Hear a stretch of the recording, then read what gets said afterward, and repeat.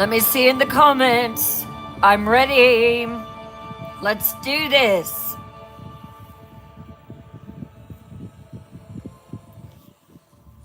Hello, Daniel.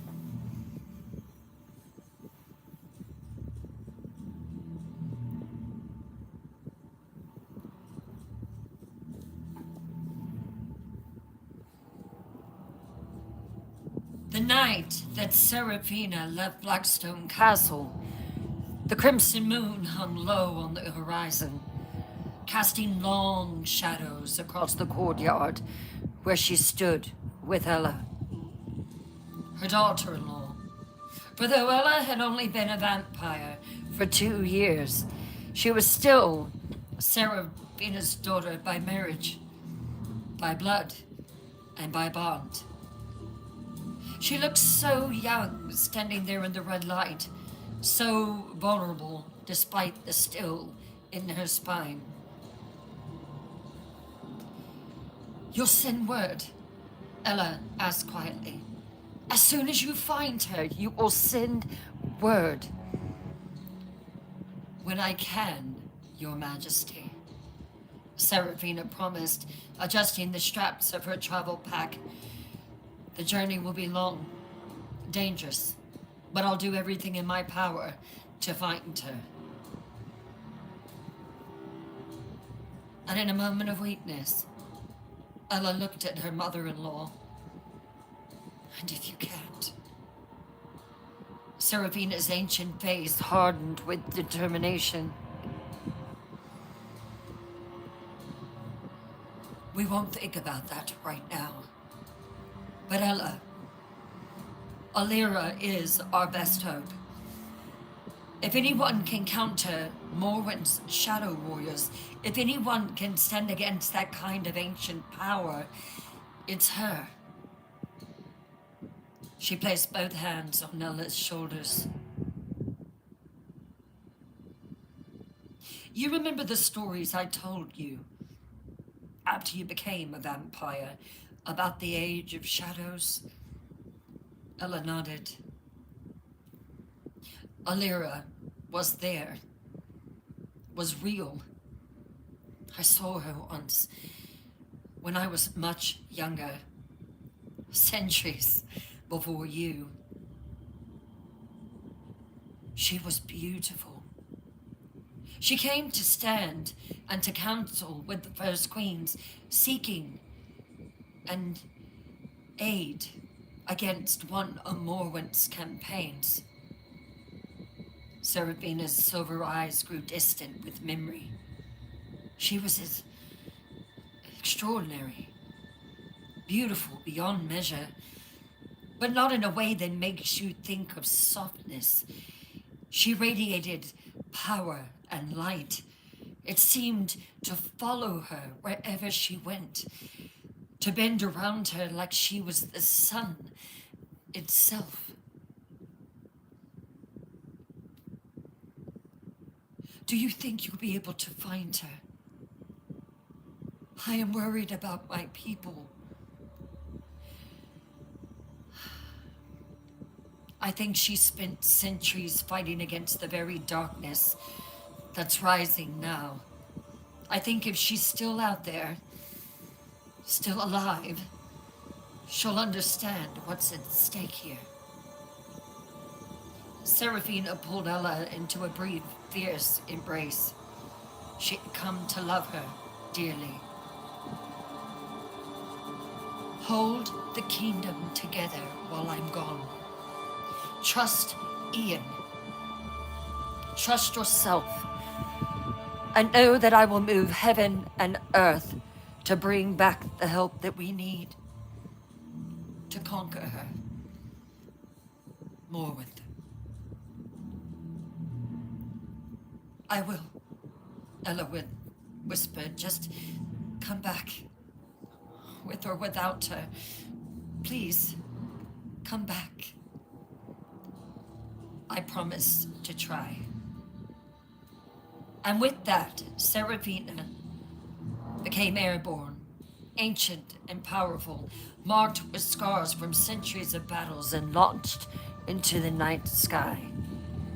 flying south, toward a place she'd only heard of in legends, toward the last known location of Alira, the Witch of Light, toward a sanctuary called Silverin.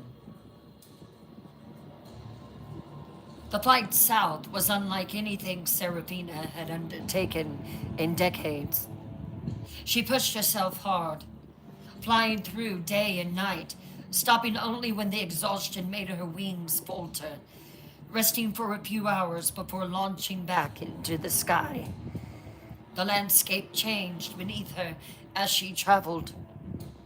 From the familiar territories of empire kingdoms to wild lands where for few settlements existed. Through mountain passes where the wind howled with such force she had to fight for every feet of altitude.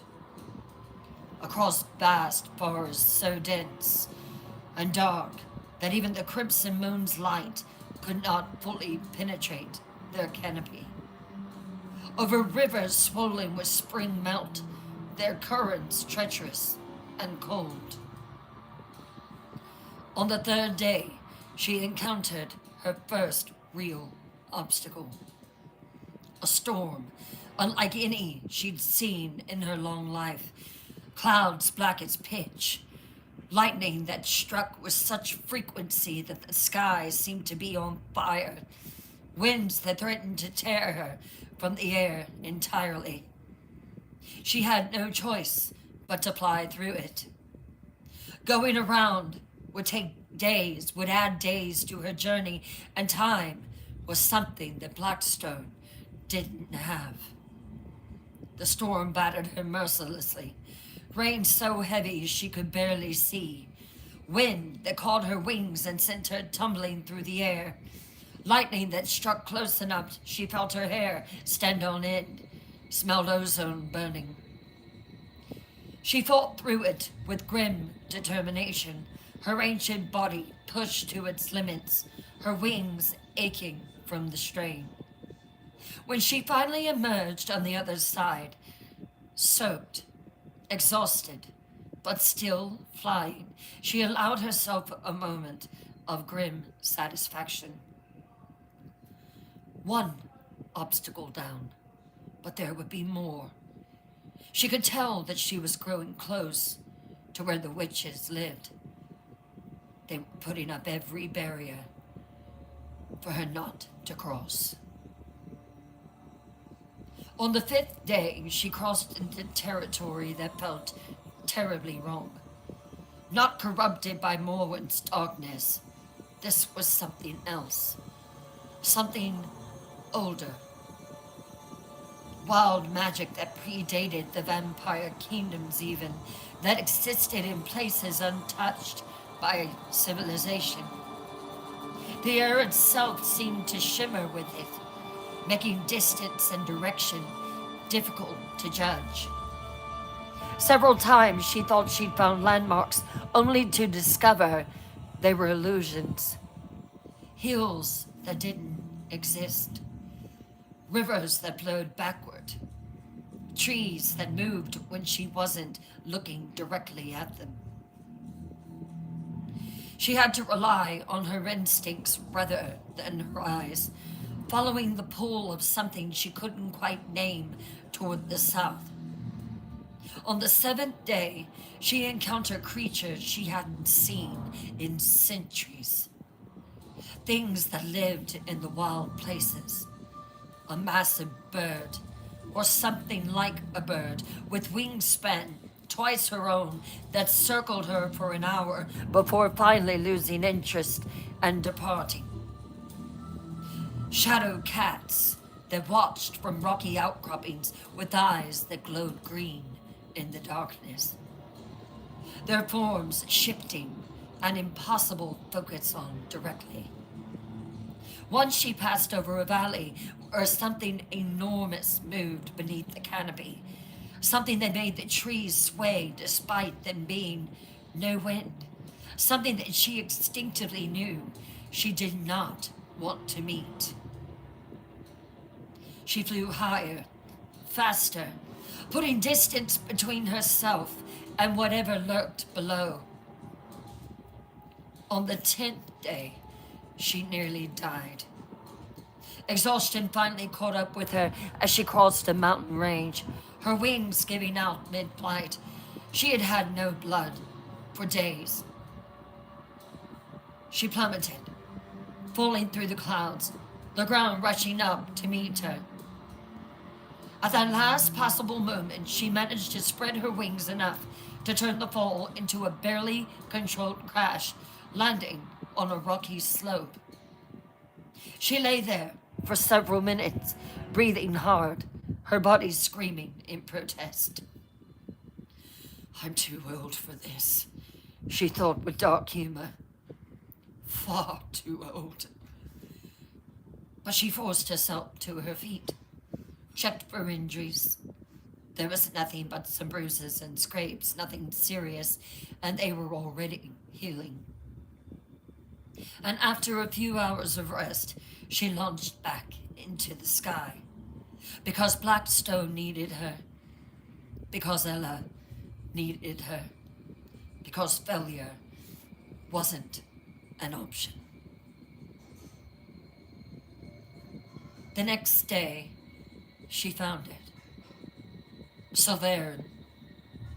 It appeared suddenly as she created and crested a mountain pass, a valley hidden between peaks, accessible only by plight or treacherous mountain paths. And it was beautiful. Not beautiful in the way that Blackstone was beautiful, dark, powerful, and imposing, but Silverne was beautiful like sunrise, like hope, like everything light and good in the world concentrated into one place. The valley glowed, literally glowed. White stone buildings clustered around a central tower that rose hundreds of feet into the air, its peak catching the crimson moonlight and somehow transforming it, refracting it into something purer, cleaner, more like actual sunlight. Gardens surrounded the buildings filled with flowers that shouldn't exist under the eternal red light, but somehow thrived. White lilies and golden roses and silver bells that chimed softly in the breeze. Streams of crystal clear water wound through the valley, their surfaces reflecting light in impossible ways. And everywhere, was the sense of peace, of sanctuary, of a place held apart from the darkness of the world. Seraphina descended slowly, reverently, feeling centuries of battle hardness soften slightly in the face of such overwhelming tranquility. She landed in the central courtyard, her boots touching white stone that somehow was warm, despite the mountain cold. For a long moment, nothing happened. Then, two figures emerged from the largest building. Women, ancient, witches, powerful. They moved with the same ageless grace that Seraphina recognized in herself, their eyes holding depths of knowledge accumulated over centuries. The first woman was tall and willowy, with hair like spun silver that fell past her waist. Her eyes were pale blue, almost white, but not scary, and seemed to see through things, rarely, rather than merely at them. The second was shorter, rounder, with copper-red hair wound in elaborate braids. Her eyes were golden, actually golden, like molten metal, and radiated warmth. Both wore simple white robes that seemed to shimmer slightly in the light. They stopped at a respectful distance away, studying Seraphina with expressions that mixed curiosity and caution.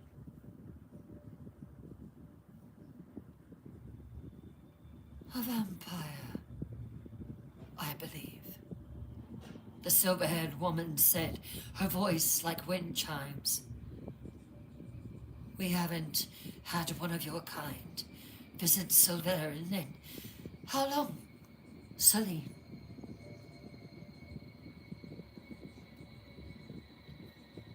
3 centuries at least, Celestine.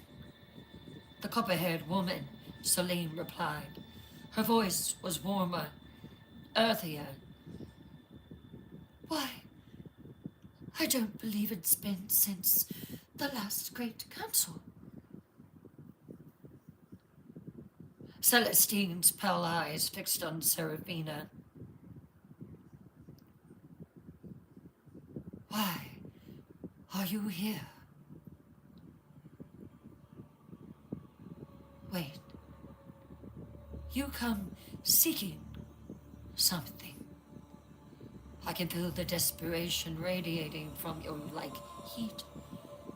Vampire. Seraphina stepped forward, lowering herself into a respectful bow. Something that she rarely did for anyone. Only her queen, Queen Ella. My name is Seraphina. I come from Blackstone, from the vampire kingdoms in the north. And yes, I seek someone, desperately. Who? Celine asked, moving closer. Seraphina straightened, meeting the ancient gazes directly. They were playing a game with her. She knew it. Seraphina straightened, meeting the ancient gazes directly. Alira, the Witch of Light. This was her last known location centuries ago. I need to find her. My kingdom, my people are facing a threat that we cannot fight alone. The two witches exchanged glances, something passing between them that Seraphina couldn't quite read. Celestine stepped closer. Alira, she said softly, and there was sadness in her voice. Yes, she was here, once, long ago. But she's gone now, Celine added gently. The words hit Seraphina like a physical blow. Gone, she breathed. Gone where? We don't know, Celestine said, breathy. She left Silverin over 500 years ago. Said she needed solitude, needed to rest after centuries of war. Yes, she said she was tired, Celine continued, that she'd fought for so long, given so much, that she needed to withdraw, to find peace. Celestine moved closer to Seraphina, her expression compassionate. I'm afraid, vampire. She did not tell us where she was going. Said it was better that way. That if Morwenth ever broke free. Seraphina's eyes widened. That if Morwenth ever broke free, if the darkness ever returned, it would be safer if no one knew her location. I'm desperate. But surely you can find her. You're just as strong, just as powerful as she. Yes, we are strong, but not like Alira. You're witches! Desperation was creeping into her voice. You're ancient and powerful. You can scree, you can divine, you can... Believe me, we've tried. Yes, we have, Celine interrupted gently. When we heard rumors of darkness stirring in the north, when we felt the distance and the disturbance in the balance, we tried to locate her. And? Seraphina demanded. Celestine's expression grew troubled. It's as if she's concealed herself from our eyes, from our knowledge, from any method of finding that we possess. I will give you a bit of hope, vampire. My name is Seraphina. We can sense that she still exists. Can feel her presence in the world. Distant and faint like a star behind clouds. But we cannot pinpoint where. We cannot reach her directly. If Alira doesn't want to be found, she will not. Celine spoke up. She doesn't want to be found. But when she does, she will. And when witches of Alira's power decide to hide herself, she stays hidden, vampire.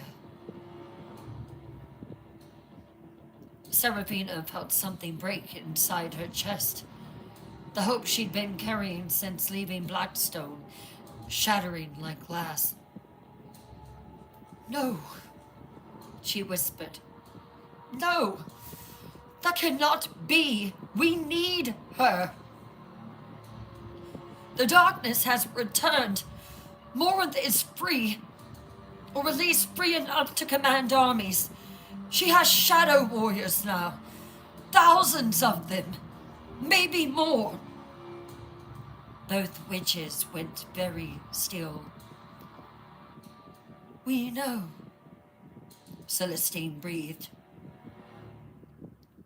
We saw them. Seraphina's voice hardened with grief and fury. They destroyed our forces. 600 warriors marched north. We thought that it was a rogue necromancer by the name of Kalitza Veyron. 45 came back to Blackstone. The rest were slaughtered by enemies and weapons that we cannot touch. Our magic couldn't harm them. She moved closer to them, urgency in every line of her body. Morinth is gathering her strength. She is building her power. And when she marches north, when she brings her shadow army to our gates, we will fall. Unless, her voice broke slightly, unless Alira helps us, unless light stands against darkness as it did in the Age of Shadows, unless we have a champion who can counter Morinth's power. Celine's golden eyes filled with compassion and sorrow. We understand your desperation, vampire. Truly. And then Celestine spoke. But Seraphina, we cannot give you what we don't have. We cannot find Alira unless she wishes to be found. We cannot summon her. We cannot. Then what can you do? You are ancient witches as well. Can you do something to help us? Seraphina demanded, her ancient composure finally cracking. No, we cannot. What good is your power if you cannot help us? If you can't find the one person who might save a soul, then please, help us in whatever way that you can. Silence fell in the courtyard, broken only by the soft chiming of the silver bells in the gardens, and hundreds of witches who had came out to hear the exchange. Celestine and Celine looked at each other again, having one of those silent conversations that ancient beings sometimes shared. Finally, Celestine spoke.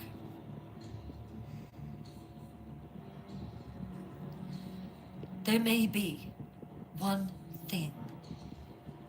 Seraphina's head snapped up, hope flickering back to life.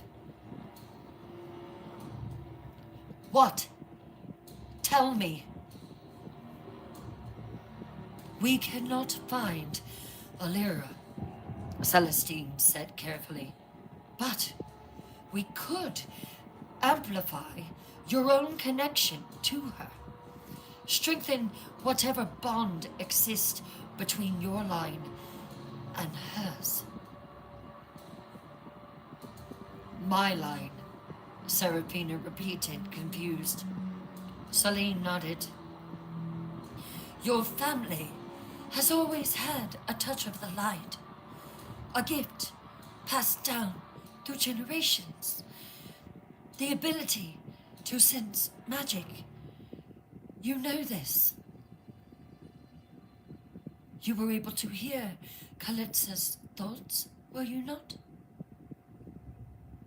Yes, I was. To hear whispers beyond the veil. To touch the edges of true power. And your daughter, Lilibet, she carries it too, Celestine added. As did you, before you became a vampire.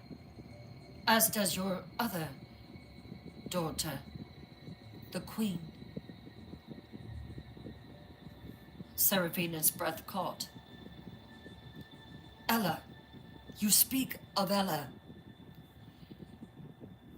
She may not know it yet, Celine said. It manifests differently in everyone. But yes, she has the touch of it, too. A connection to magic deeper than most vampires possess, which is odd for her to be one so young. Celestine moved closer, her pale eyes intense. That connection, that gift, it comes from an ancestor who once trained under Alira herself, who learned from her, who was touched by her light. We could try to strengthen that connection, Celine explained. Amplify it through you. Create a beacon of sorts. One that Alira might sense, might recognize, might be drawn to. But you must understand, it's not guaranteed to work, Celestine cautioned. She's hidden herself too well, but if anyone could reach her, could call to her across whatever distance or barrier she's placed between herself and the world. It would be the plea of someone carrying her own light. Celine finished. Seraphina didn't hesitate. Do it, she said firmly. Whatever ritual you need to perform, whatever it costs, do it. Because I will not go back to my daughter, to my queen, empty-handed. I will not tell her that there's no hope. The two witches exchanged one more glance, then nodded in unison. Come, Celestine said, gesturing toward the central tower. The ritual will take time, and it will not be comfortable. I don't care about comfort, Seraphina said, following them. I care about results. They led Seraphina to a chamber at the top of the tower, a circular room with windows open to the sky on all sides, allowing the crimson moon's light to fade and flood in. But as soon as Seraphina crossed the threshold, the light changed. The red glow transformed into something purer, white and gold and silver all mixed together, like seeing true sunlight to the first time in centuries. Silverin exists partially outside of normal space, Celine explained, seeing Seraphina's reaction. The light here remembers what it was before the crimson moon, before the vampires rose, before the age of shadows. There was only this. It remembers hope, Celestine added softly.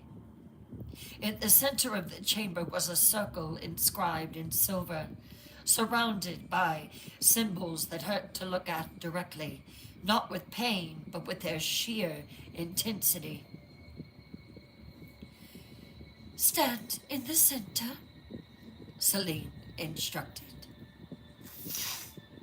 Seraphina did as she was told, positioning herself in the exact middle of the circle.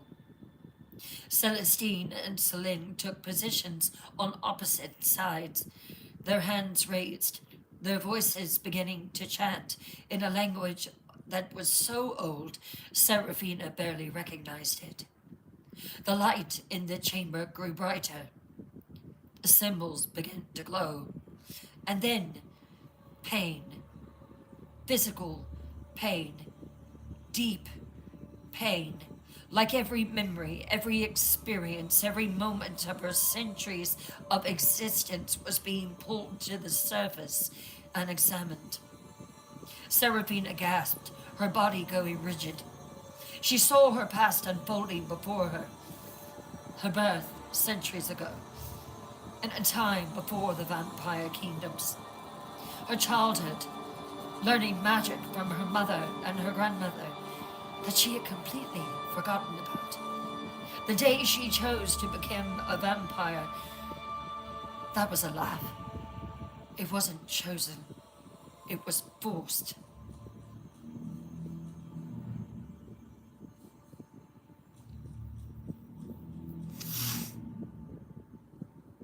The night that she traded mortality for eternal life.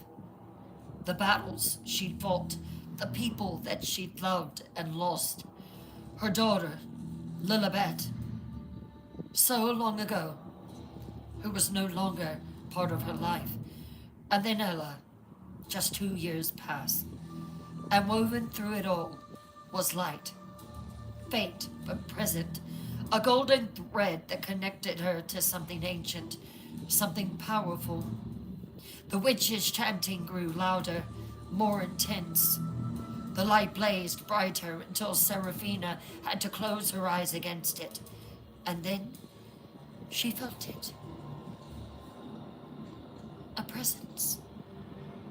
distant, impossibly far away. But it was there, like a star glimpsed through heavy clouds, like a voice heard from across a vast distance. The threat is here. Alira. Can you feel her? Celestine's voice cut through the haze of power. I feel something. Yes, Seraphina gasped. I can feel her. She's far. So far, but she's there. Call to her, Selene commanded. Use the connection that we've amplified. It will not last forever. Let her feel your need, your desperation, your hope. Seraphina focused everything she had on that distant presence. She called out with her mind. Alira. She called out with her soul, with every ounce of her being.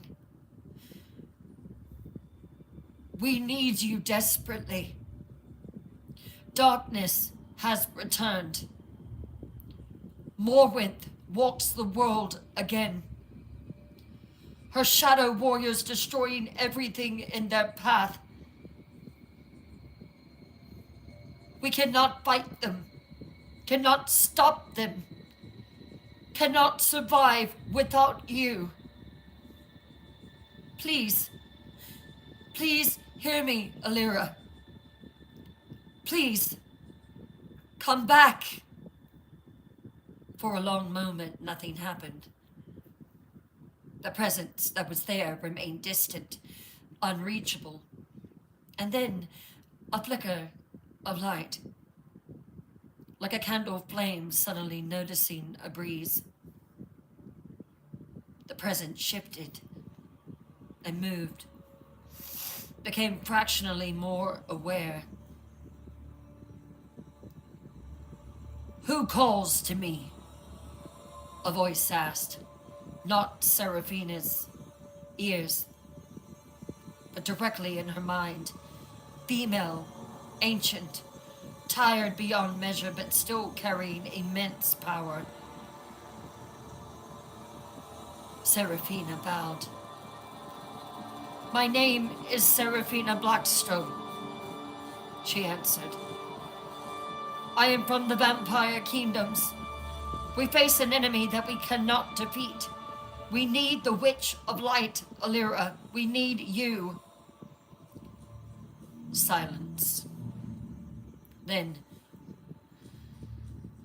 I am not who I was, the voice said, and there was such sadness in it that Seraphina's heart ached. I have fought for centuries, gave everything I had. I have nothing left to give.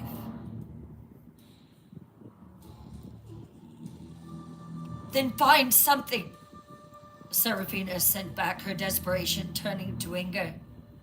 Because innocent people are dying. Our whole army was decimated. Because darkness is swallowing the world again. Because if you don't help us, everything that you fought for centuries ago, everything you sacrificed for us, will be lost.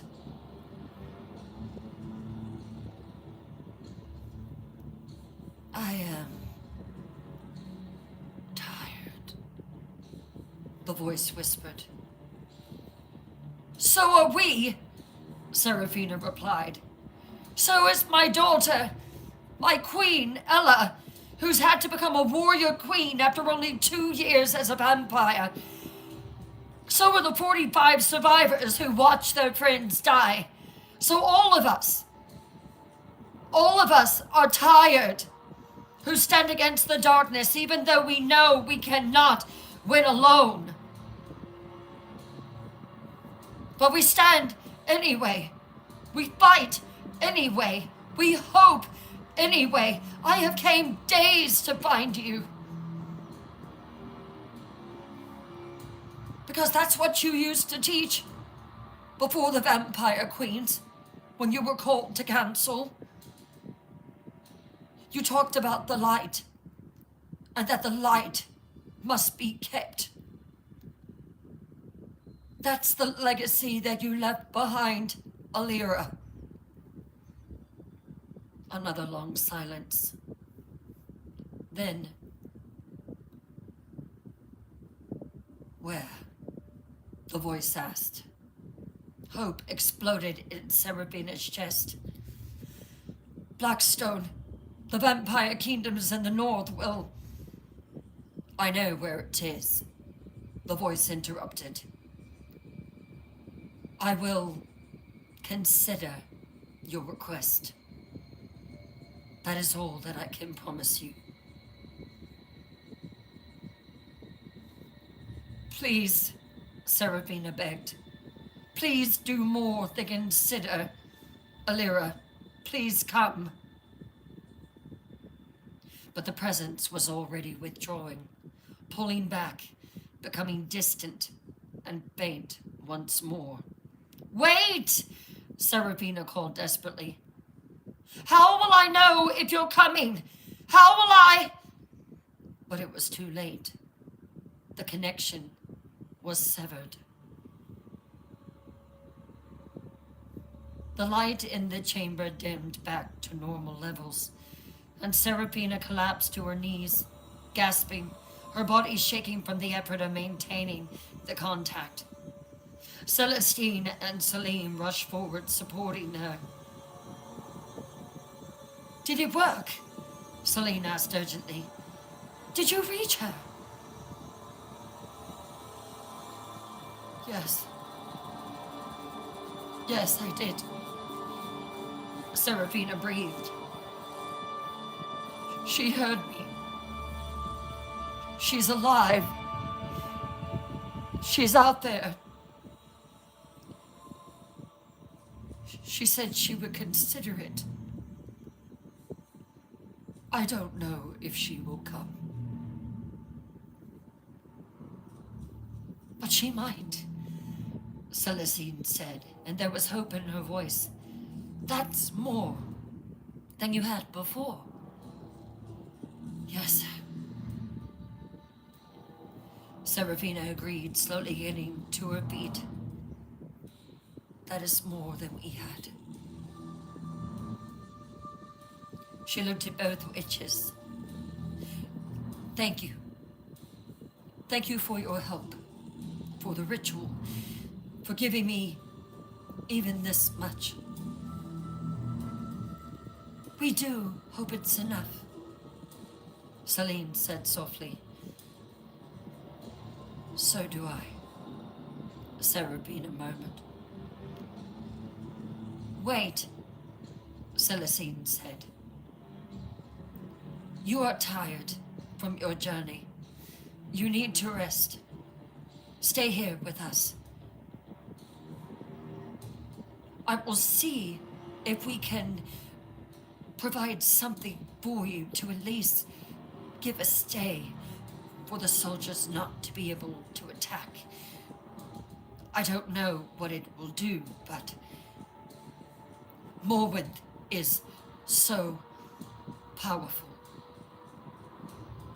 We shake at her power.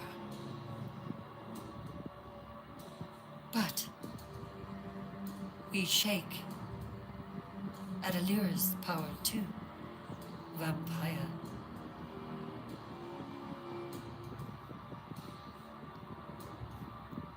Seraphina stayed at Selvarin for one more day, recovering from the ritual, gathering her strength for the journey back. And on the next morning, she spread her wings and launched into the sky, flying north, back toward Blackstone, back toward Ella, carrying news that was somehow both hopeful and terrifying. Alira was alive, but whether she would bring help remained uncertain, and time was running out.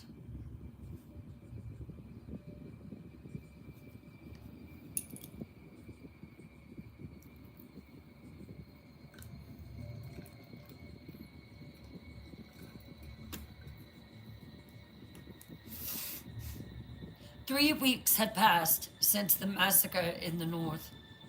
3 weeks. Seraphina had been gone for days on her desperate quest to find Alira. There was frantic preparation at Blackstone Castle as it transformed from a seat of power into a fortress preparing for war. Ella stood on the battlements in the pre-dawn hours, or what passed for pre-dawn under the crimson moon, a subtle shift in the quality of red light that marked the turning of another day. Below her, the courtyard buzzed with activity. Warriors drilling in formation, their movements sharp and precise, despite the exhaustion evident in their faces. Blacksmiths working around the clock, forging weapons and armor, reinforcing shields. Magic users led by Nira, weaving layer upon layer of protective wards around the castle walls, shimmering barriers that pulsed with power, designed to slow any assault, to buy precious time. Supply wagons arriving daily from outlying territories, their contents quickly unloaded and stored in the castle's vast cellars: food, water, blood reserves, medical supplies. Everything they would need to survive a prolonged siege, if they survived at all. Ella's hands gripped the stone railing, her knuckles white with tension. She recalled every warrior from outer territories, all of them. Evacuated civilians from the surrounding villages, bringing the inside the castle walls or sending them further south to safer locations. She sent urgent messages to the other vampire kingdoms, begging for all reinforcements, for anything. The responses had been mixed. Some kingdoms offered support, small contingents of warriors, magical aid, supplies. Others expressed sympathy but claimed they couldn't spare forces from their own defenses, because if Morwen would attack Blackstone, she would attack them all. And a few didn't respond at all. In total, Blackstone's forces now numbered approximately 400 warriors. The 45 survivors from the Northern Campaign, plus every able-bodied vampire who could hold a weapon and had answered the call to defend the kingdom. 400. Against a shadow of 6,000 shadow warriors that they could not hurt. The math was impossible.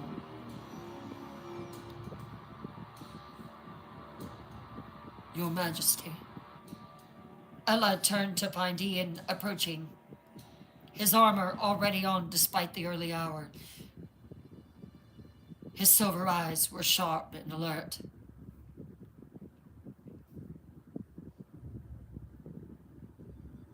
Ian.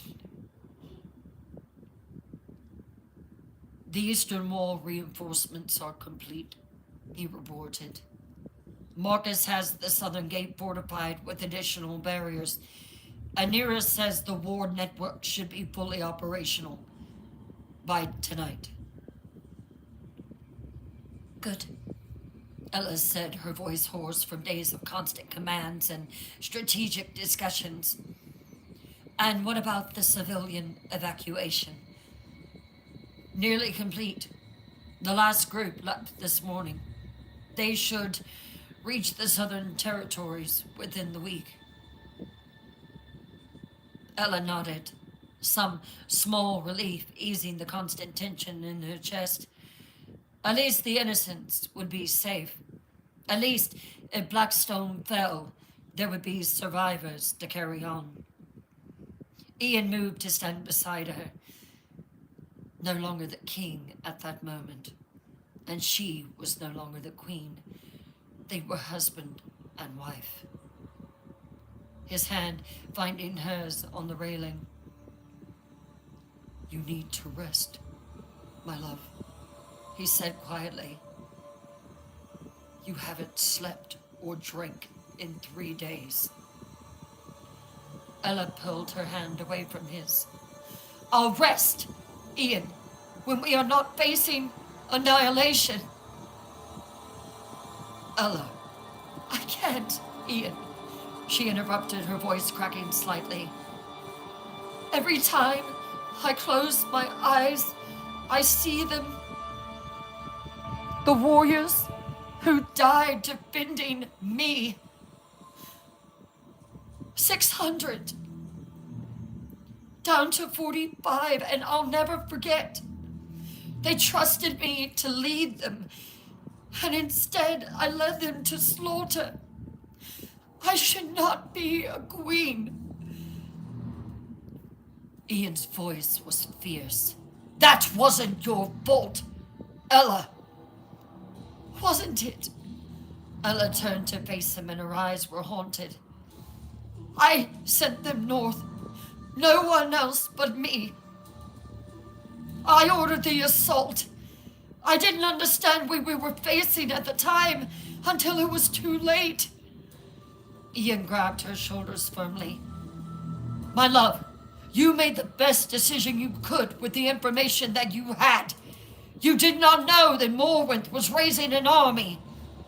None of us knew about the Shadow Warriors.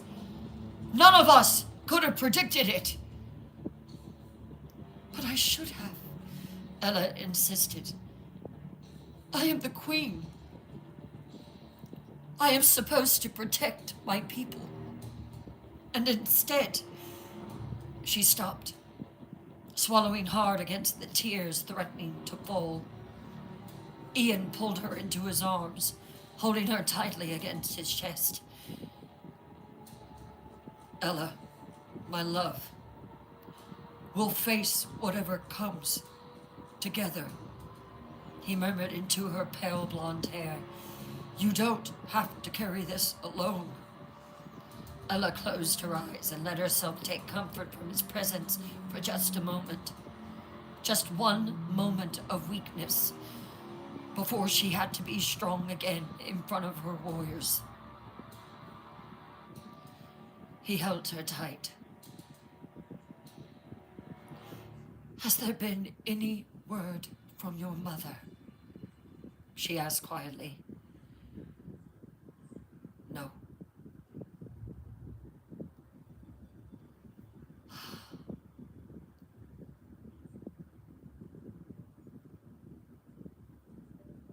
"Even if Seraphina does find Alira, even if she convinces her to come, will she arrive in time before Morwenth marches, before those Shadow Warriors reach our gates?" Ian had no answer, because they both knew the truth. Time was running out, and hope was a fragile, flickering thing.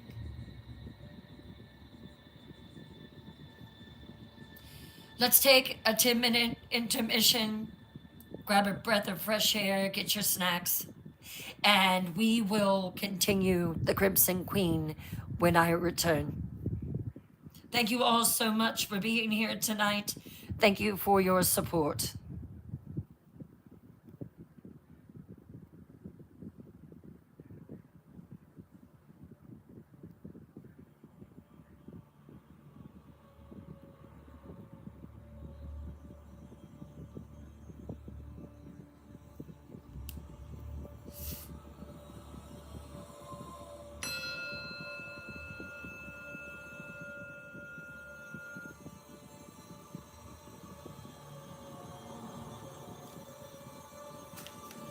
I'll be right back.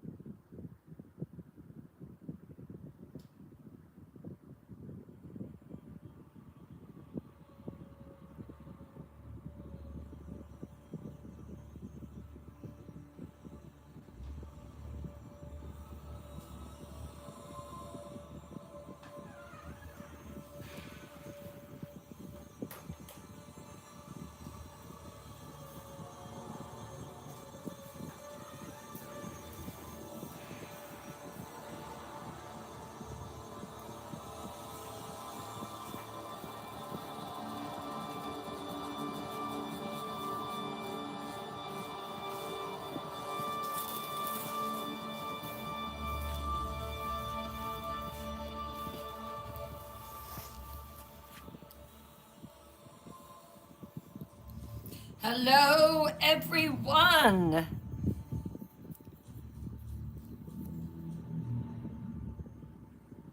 Hey, Jim Rocks. How are you? Hello, everybody.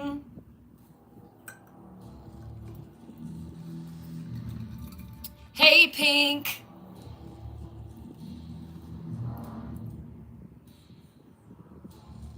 Hello, Eric. Welcome in.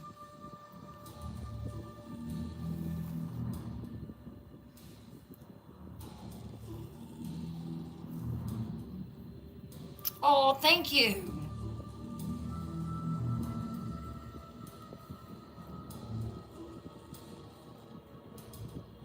Oh, that is awesome.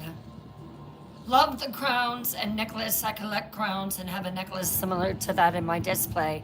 That is amazing. Welcome in. Thank you for the follow.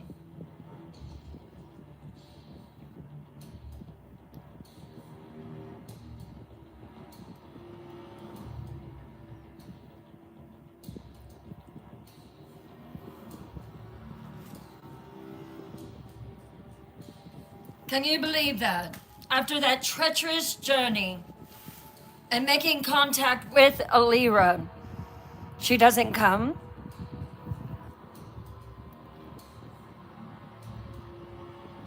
Moja Rising, thank you for the follow. Welcome in, all my new night dwellers. Don't forget, tomorrow night on PFL, night 3, the final night of case number 6, The Exorcist, the true story.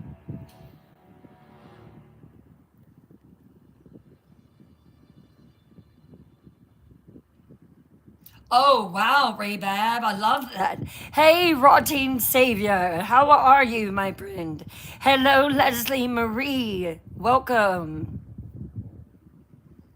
I feel like I'm missing people. I'm not trying to. Hey, Brittany Nicole, how are you tonight?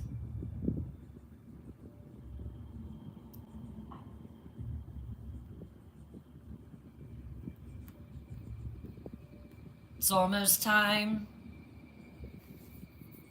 Hey, Rhonda. Oh, I'm so glad it's your favorite.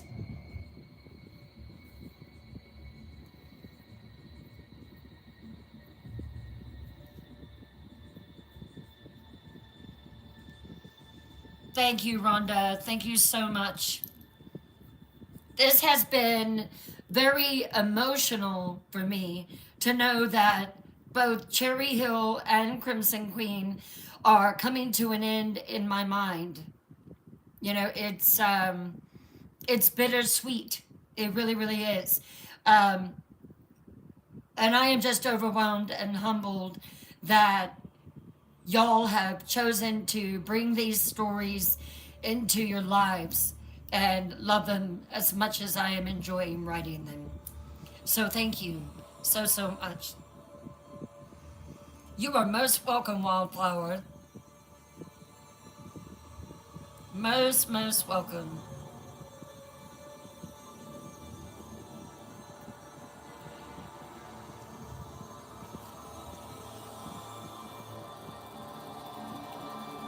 Almost time.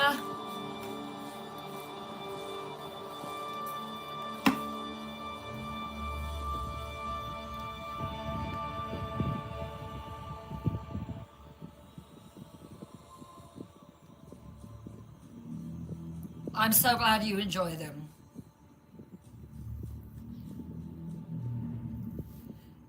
If you don't know who I am, which my night watchers have been very diligent in posting who I am, but my name is Bryn Morgan.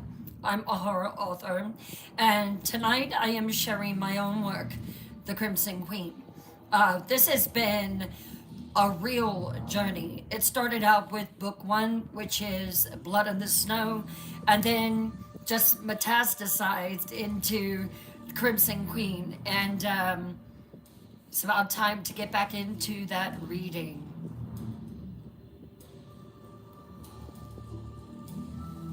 If you haven't shared the live, please do so.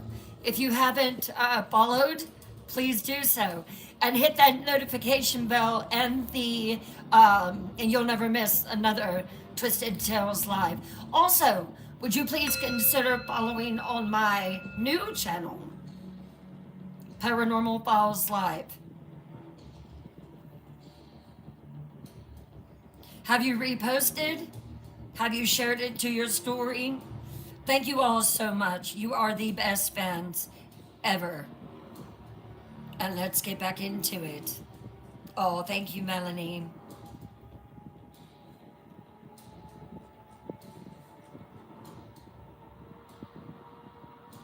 Later that day, Ella convened her in a circle in the war room. Ian, Marcus, Maylor, and Nira gathered around the large table covered in maps and strategic documents. All of them looked exhausted. All of them were working. Status reports, Ella commanded, settling into her chair at the head of the table. Marcus spoke first. Physical defenses are as strong as we can make them, my queen. Walls are reinforced. Gates are fortified. Choke points established throughout the castle. If they breach the outer defenses, we can fall back in stages, making them fight for every foot. How long do you think that we can hold them? Ella asked. Marcus's jaw tightened. Against conventional forces? Months. Maybe longer. We're not talking about conventional forces, though, are we, Commander? How long against the Shadow Warriors? Silence. I don't know, Your Majesty. Marcus finally admitted. Our weapons can't hurt them. Our defenses are designed to stop enemies that can be wounded, unalived, stopped. But these creatures... So moments, you're saying. Moments before they tear it down. He trailed off, frustration evident in every line of his body. Maylor leaned forward. We've been working on Aftermath strategies, Your Majesty. Since we can't hurt them directly, we're focusing on containment and delay. He pointed to several marked locations on the map, traps designed to slow down their advance. Collapsing corridors, flooding chambers, anything that might buy us time without requiring us to actually fight them. And with those strategies in place, how much time? Ella asked. I'm not going to lie to you, Ella. We would be decimated. But let's look on the bright side, Your Majesty. Something is going to come through for us, right? Everyone was quiet. We are not going to win this through conventional warfare. We need something else. Something they're not prepared for. We need a Lyra, Ella said. Nira spoke up, her voice quiet but firm. We're doing everything we can, Ella, to keep them at bay. They're not here yet. Have faith and believe that something will come through.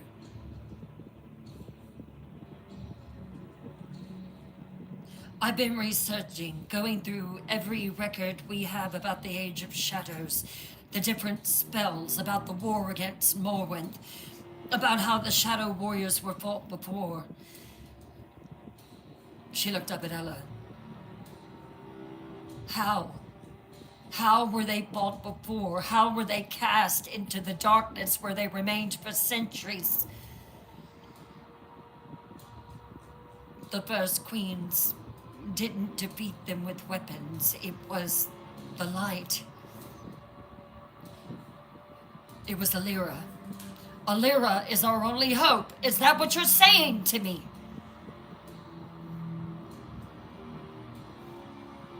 Yes.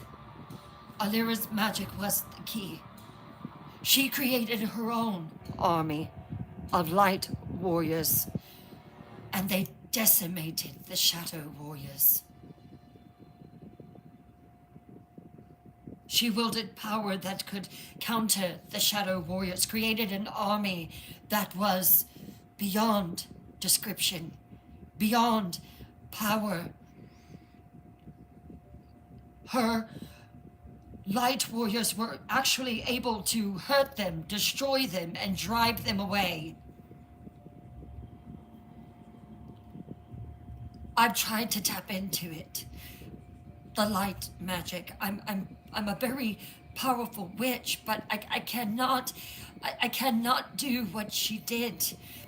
At most, maybe a few, but so everything depends on Seraphina finding her. Yes, Your Majesty. Ella stood abruptly, pacing to the window. And if she doesn't, if Alira refuses to come, it's too late. The question hung in the air like a death sentence. We will fight for you, Queen. No matter how many soldiers we have, we will fight till our last breath.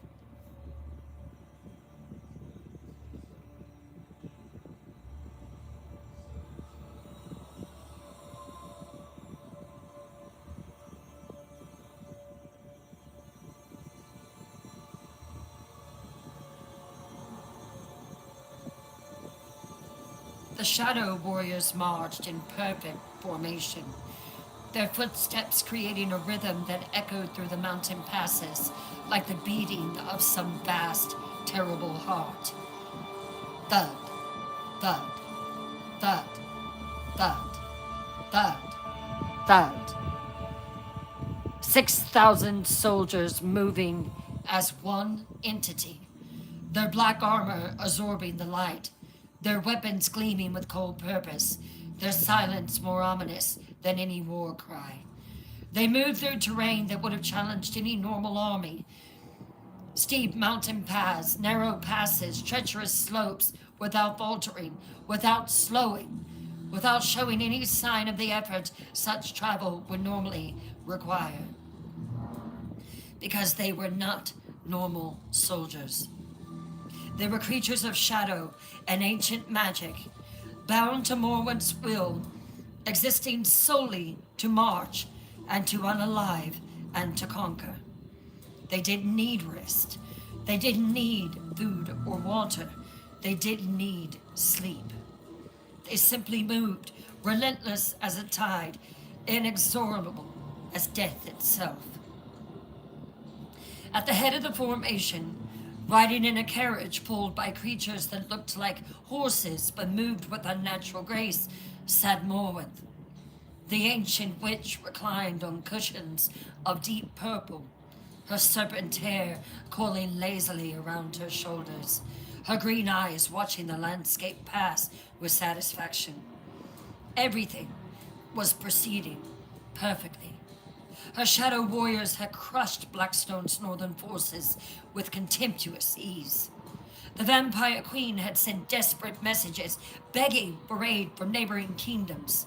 Messages Morwen had intercepted and ensured would go unanswered through carefully placed magical interference. And now they marched south toward the heart of the vampire kingdom, toward Blackstone Castle itself, toward the final confrontation. Soon, she thought with dark pleasure, very soon now. Beside her in the carriage sat Lucian, the child, though calling him that was becoming increasingly inadequate because he had grown again. In just the past week, he'd aged from 5 years old to perhaps 12 in appearance. Tall for his age, lean and graceful, with Aiden's sharp features becoming more pronounced with each passing day.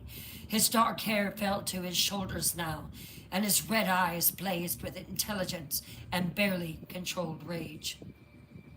He wore armor that Morwenth had conjured for him, scaled black metal that seemed to shift and flow like living shadows, fitted perfectly on his growing frame.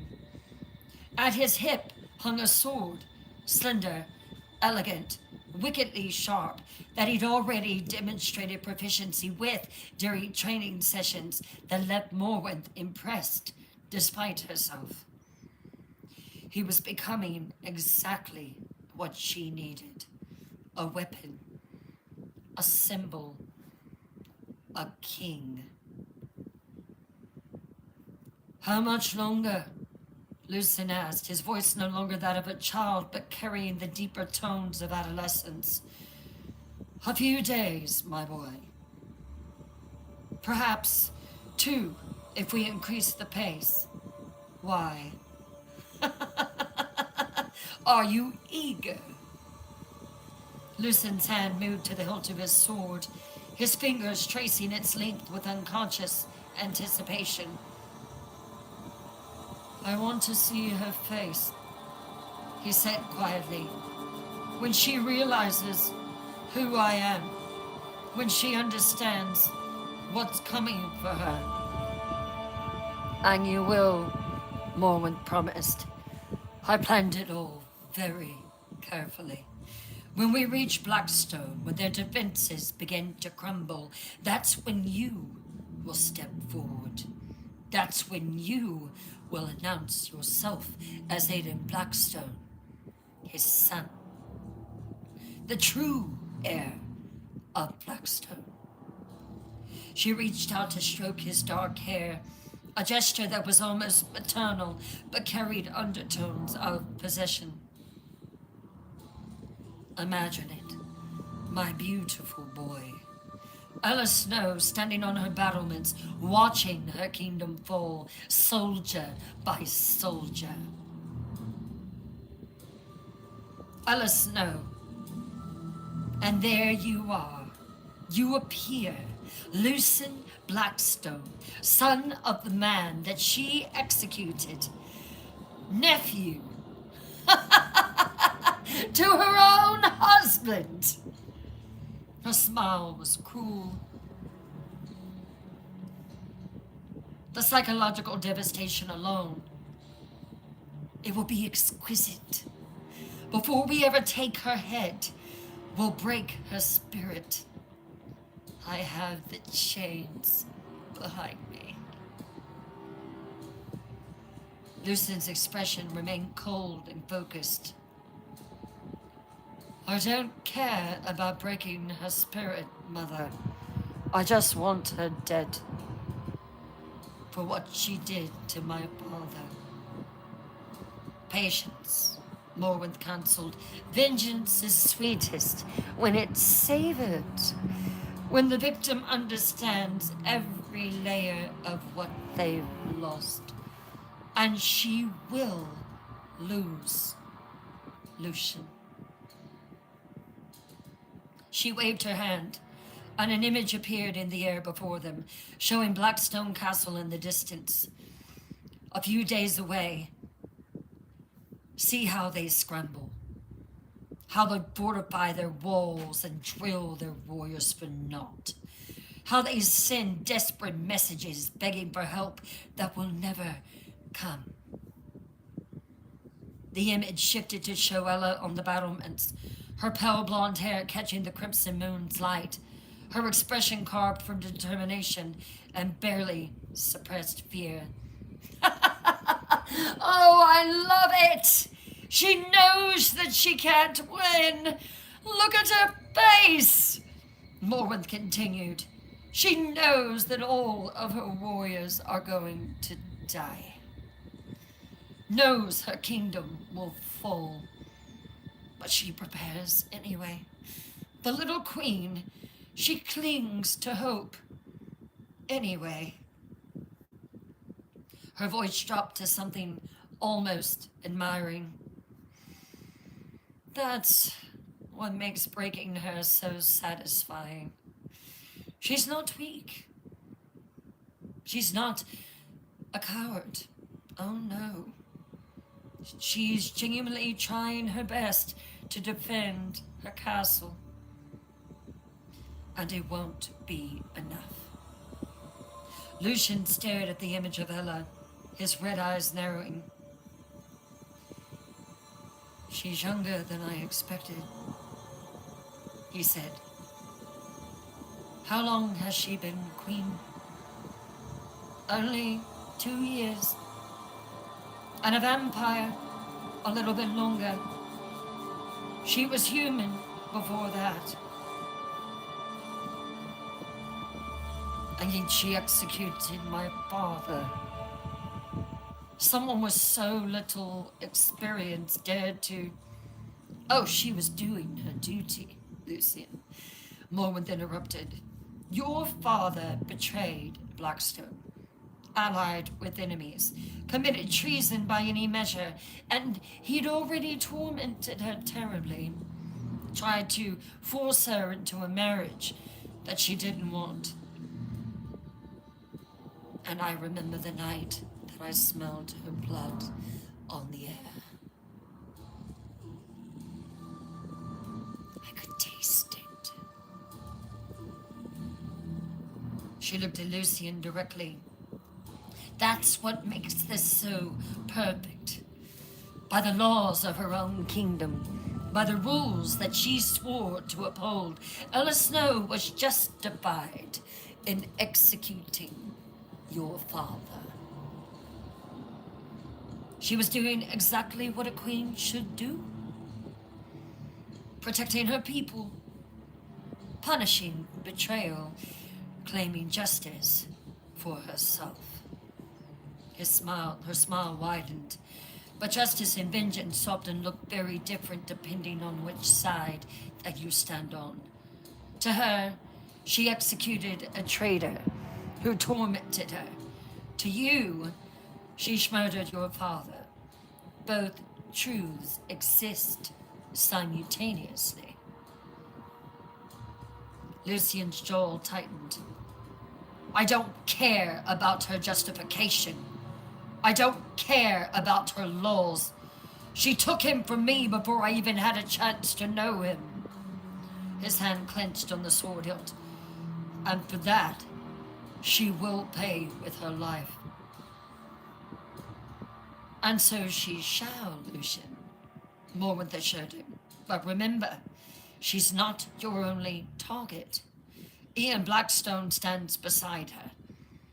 Your uncle. Your father's brother. What about him?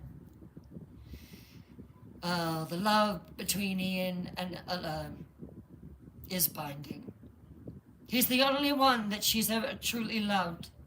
The one that she chose, while your father tried to force her into a marriage. Ian was the honorable one. She saw Ian and Ella locked in their embrace, kissing against the stone cliffs. And from that moment, Aiden wanted to destroy what they had. So, Ian was the honorable one. Your uncle waited. He respected her strength, and he stood by her side. Morwen's voice took on a poisonous quality. When Aiden was executed, when your father's head was taken, Ian didn't mourn long. Within months, he had married Ella, claimed the woman your father had wanted, took everything Aiden had tried to possess. She watched Lucian's expression darken with fresh understanding. So, when you take Ella's head, my dear boy, when you claim your vengeance,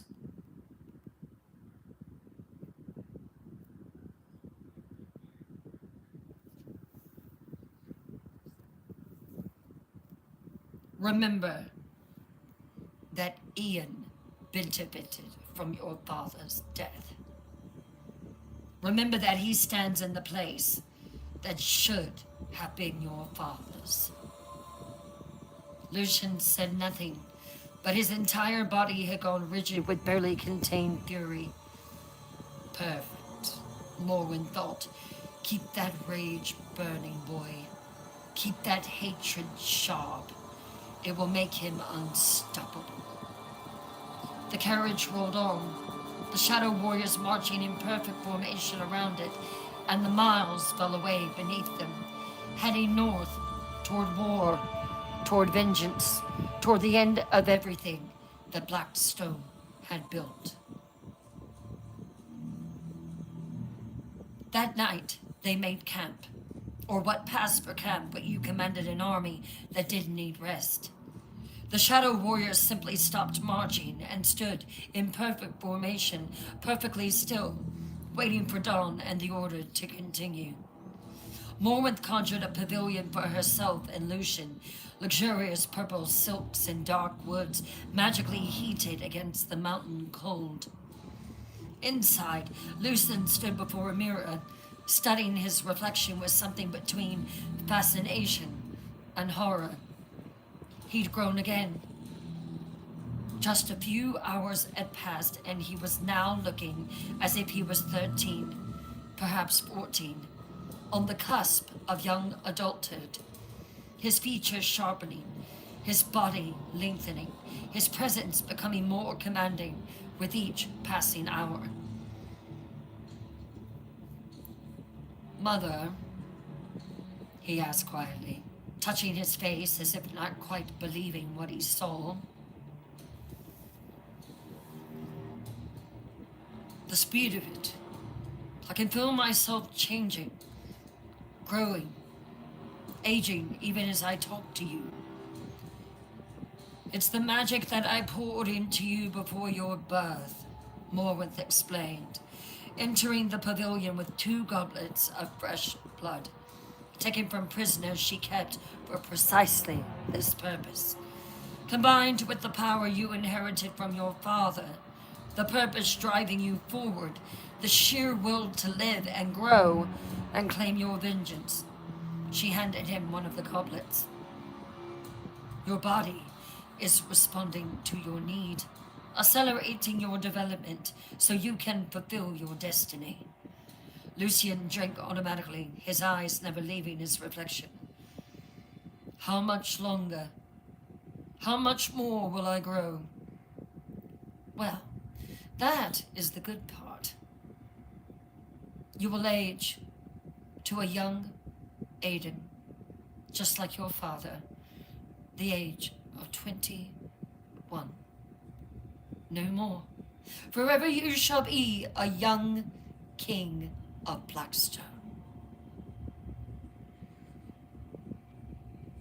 You will be old enough to be seriously taken as king, so don't let that thought interrupt you. But you will still be young enough to make the tragedy of your father's death resonate.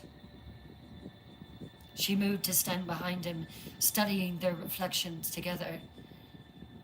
The ancient witch and the impossibly fast-growing child who would be her instrument of vengeance.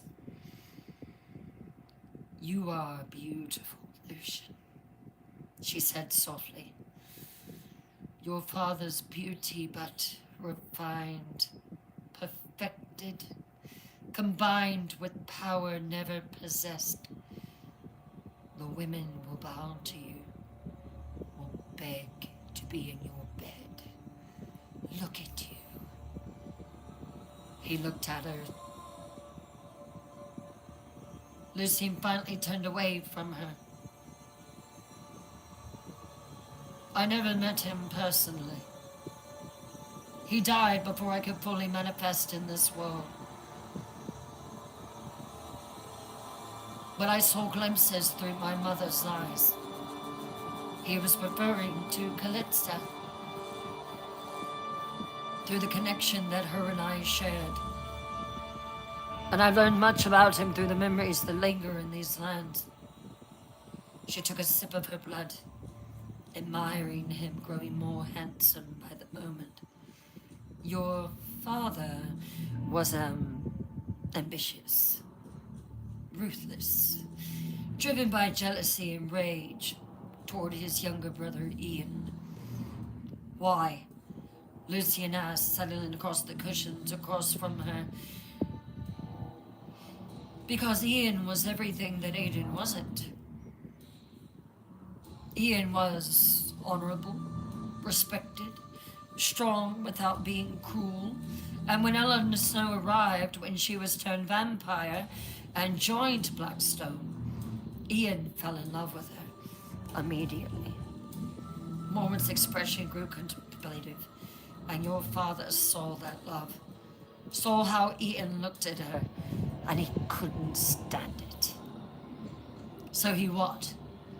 Took her to hurt Ian? Exactly. Mormon confirmed. Aiden pursued Ella aggressively. Not because he loved her, though he certainly desired her. She was beautiful, strong, fierce, everything a vampire of power could possibly want. She leaned forward. But his primary motivation was cruelty. He wanted to take from Ian the one thing his brother truly wanted. He wanted to hurt Ian. Lucian absorbed this, his expression darkening. And Ella? Did she want him? No, Mormon said bluntly. She fought him, resisted, made it clear she had no interest in being claimed by anyone.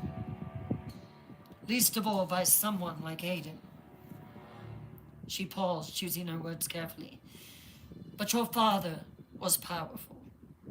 And he forced an engagement, announcement to all the vampire clans that Ella Snow would be his bride, that they would marry beneath the crimson moon. And she still refused, my father. She still refused. Mormon confirmed, and there was something almost like admiration in her voice. That night, I told you about a little bit of it. The snow was red with her blood. She denied him. Slept with your brothers, with your father's brother. And that is a no-no in the vampire kingdom. When she came back, her dress was ripped open from the back. He wielded his whip. He beat her so hard in front of every vampire clan. And she would not scream. He tried to unalive her, tried his very best, tried to embarrass her and humiliate her and demean her. But it backfired. How? Beneath that crimson moon, she gained its respect. She gained the respect of every vampire in the kingdom.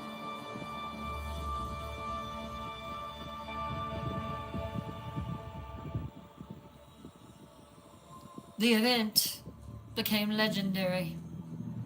They called the first chronicle of those times Blood of the Snow, because Ella's blood, her defiance, was what earned her the respect of the clans and the Crimson Moon. She waved her hand, and magical images began to form in the air, showing a younger Ella, bloodied and broken, being held up before an assembly of vampires, stripes across her back. Lucian stared at the image, transfixed. Ella's face was bruised and swollen, her body clearly shattered, blood streaming from wounds all over her pale back. But her eyes, those blue eyes, blazed with unbroken defiance. She stood there, barely able to breathe, her body shattered. Aiden wanted her to scream, and she still would not. Your father wanted her to bow to him, and she did not. She still refused to accept him, still looked Aiden in the eye, and told him no. The images shifted, showing Aiden's face twisted with rage and humiliation as the assembled clans murmured in respect for Ella's courage. That defiance, Lucian, that absolute refusal to submit to any man, regardless of her power, is what caught the attention of the Crimson Moon itself. Lucian's eyes widened. The moon. Oh yes. That is not just some bright red orb that hangs in the sky. The Crimson Moon has magic of its own. Morwenth explained. Ancient, powerful, older than the vampire kingdoms, and it chooses who rules. It has chosen every vampire queen. But don't you think it's time that it chose a king?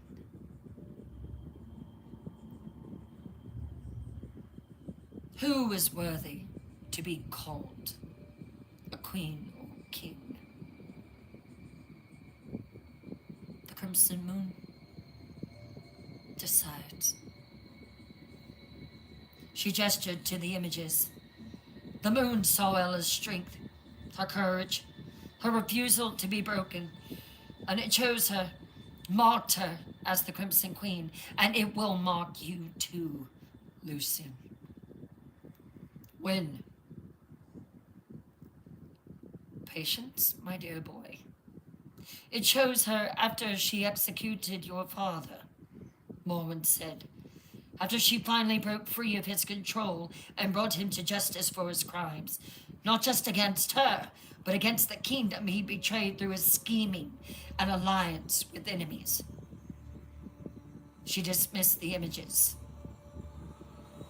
Ella took Aiden's head herself, swung the blade, watched him die, and within months, the Crimson Moon chose her to rule. Lucian sat in silence, processing this information. His hands were shaking slightly, with rage or something else, Morwenth couldn't tell. So my father, he finally said, his voice tight with controlled emotion, but growing deeper as he aged. Pursued Ella not because he loved her, but because he wanted to hurt his brother. He forced an engagement she never wanted and nearly beat her to death when she refused him. Yes, precisely. Then she unalived him for it, executed him, then married Ian, the brother he hated, the man that she actually loved. Correct. Lucian's laugh was bitter and dark.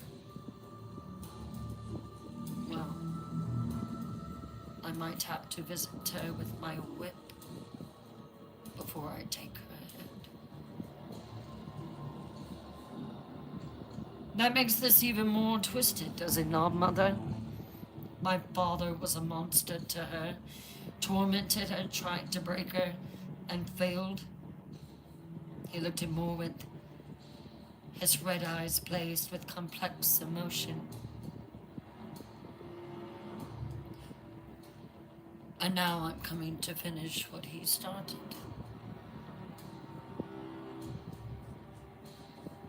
To take her head just as she took his. With one crucial difference, Morwen said. You will succeed where he failed. You will break her. You will destroy her.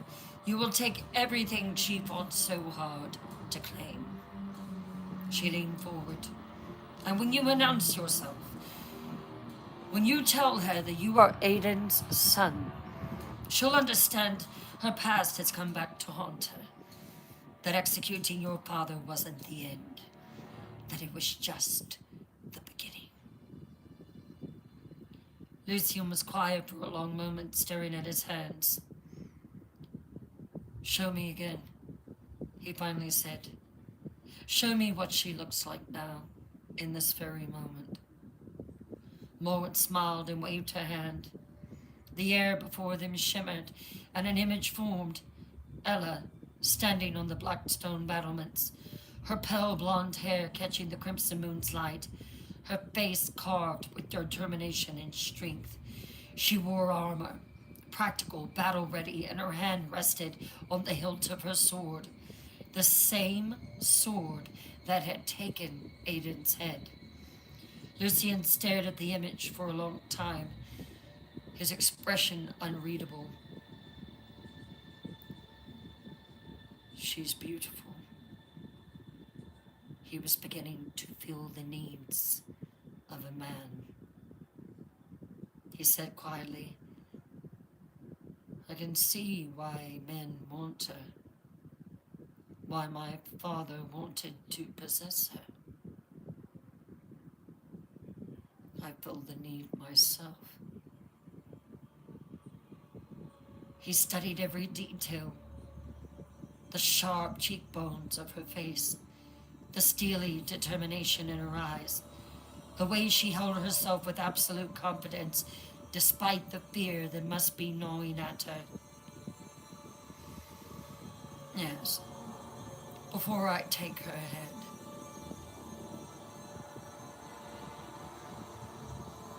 I will claim her, humiliate her, destroy her,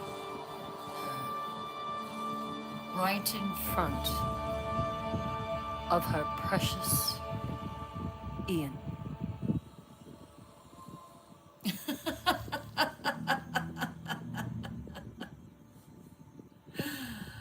Oh, someone has grown into a man, I do believe.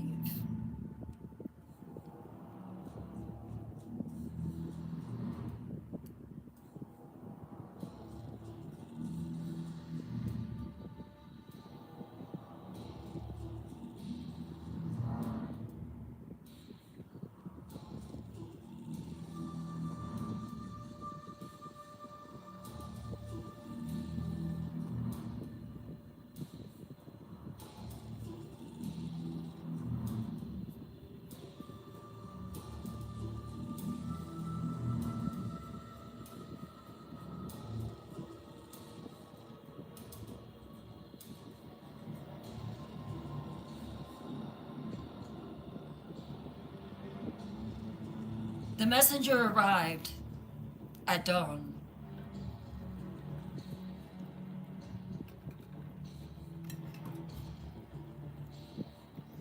Or what passed for dawn under the crimson moon. That subtle shift in crimson light that marked another day closer to war. Ella stood on the battlements with Ian, watching the horizon when the figure appeared. Not flying, walking, slowly, deliberately, making no attempt to hide or hurry. Your Majesty, one of the guards called down from the watchtower. Someone approaches, alone, unarmed. Ella's hand moved instinctively to her sword. On her shoulder was Mina, her familiar, a snow-white owl with striking turquoise eyes. Shifted her grip slightly, her head turning to focus on the approaching figure with predatory intensity. Sound the alarm, but don't attack yet. Within minutes, warriors had assembled along the walls, weapons ready, watching the lone figure approach across the empty fields. As it drew closer, Ella could make out more details. A woman, or something shaped like a woman, wearing tattered gray robes that seemed to shift or flow like smoke. Long dark hair hung down past her waist, moving in a wind that didn't exist. And where her face should have been... Wait a second. Where her face should have been, there was nothing. No eyes, no features, just smooth pale skin stretched over bone. And it looked exactly like Kalitza Veyron.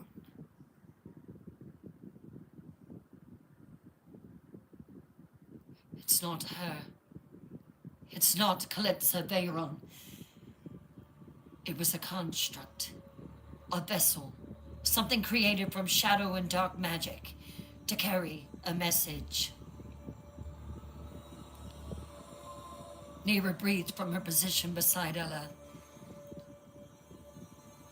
She's not alive, Your Majesty, but she is here to deliver a message. She's a vessel carrying a message. Mina hooted softly, a sound warming and warning of unease. Ella reached up to stroke the owl's soft feathers, drawing comfort from her familiar's presence. The eyeless woman stopped, perhaps 50 yards from the gate, and spoke.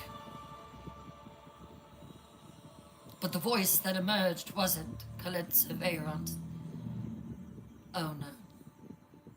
It was Morwenth's, amplified by magic, carrying clearly to everyone on the walls.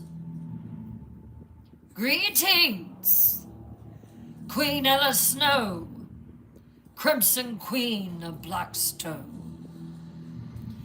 Ella's blood ran cold at the sound of that voice, ancient, powerful, dripping with dark promise. Mina's talons tightened slightly on her shoulder, the owl sensing her distress. I bring word from the north, from the army that destroyed your forces, from the darkness that even now marches toward your gates. Kalitza the construct raised one hand, and an image formed in the air above it, showing the shadow warriors in their endless formation, 6,000 strong, moving relentlessly north. One day, Morwen's voice continued, one day we will arrive. My shadow warriors will break your walls, Queen Ella. Will slaughter your defenders. Will tear down everything that you have built. The image shifted, showing Morwenth herself, terrifying and ancient, her serpent hair writhing, her green eyes blazing with power.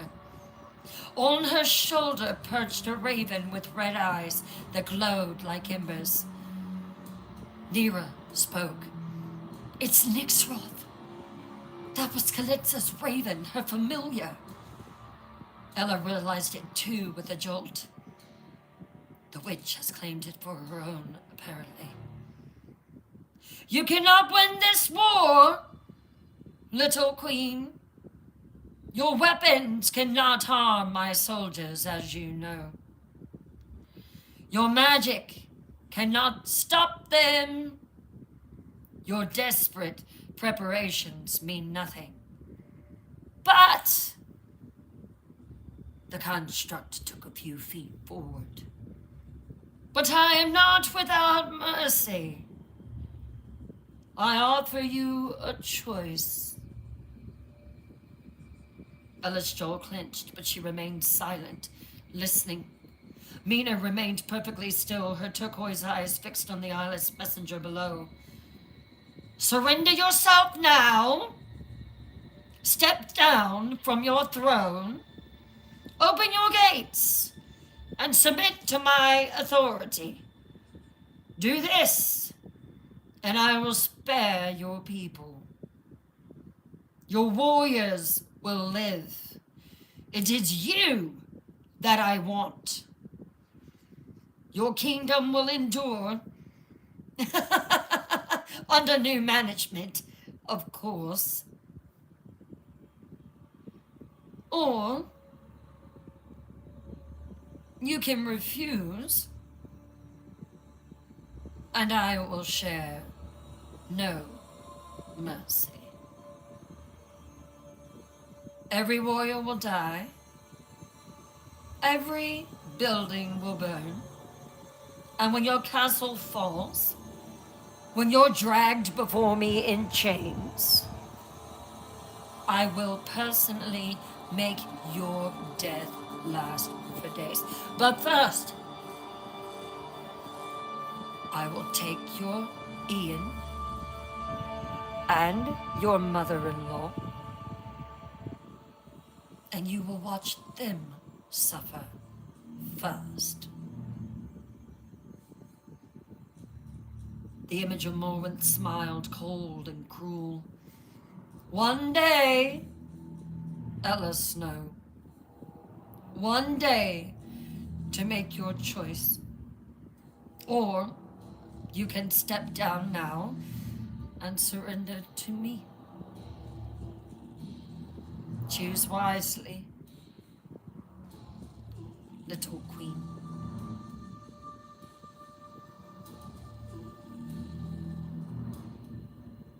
The Age of Shadows has returned, and this time the darkness will not be sealed away. This time I will not be sealed away. This time darkness will consume everything. Choose wisely, Queen Ella Snow. The image vanished, and the eyeless woman collapsed, her body dissolving into shadow and smoke, dissipating on the wind until nothing remained but a dark stain on the ground. Silence fell over the battlements. Every eye turned to Ella, waiting, watching. Mina shifted on her shoulder, turning her head to look at Ella with those magnificent turquoise eyes, as if asking what they would do.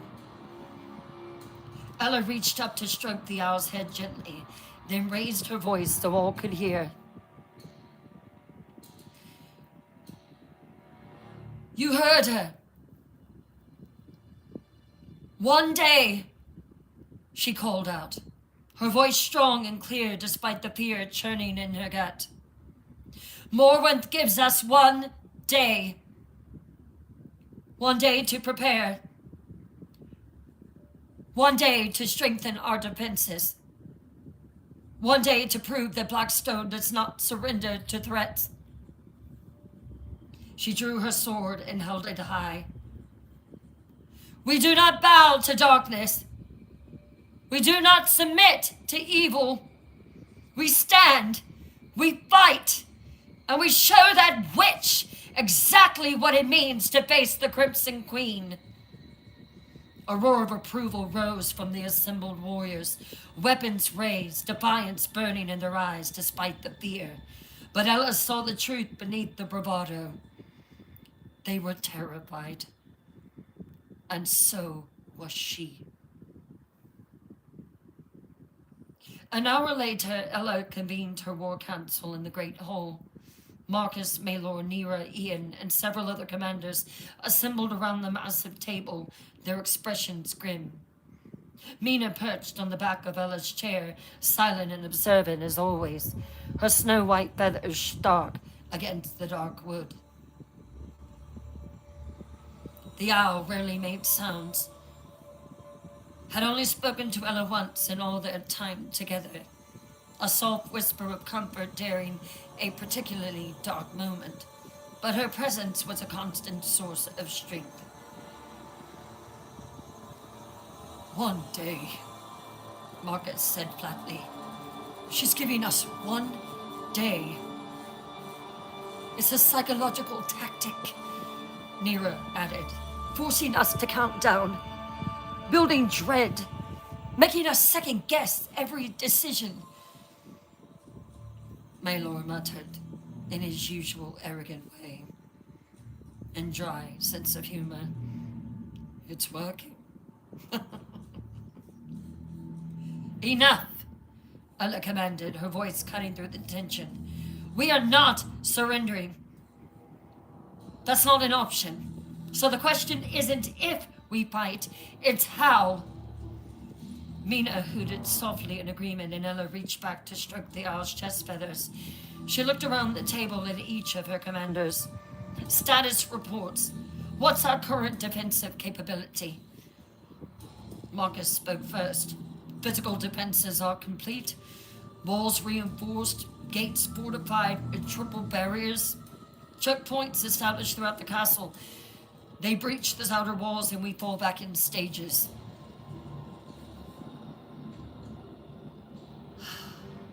And there is no more magic.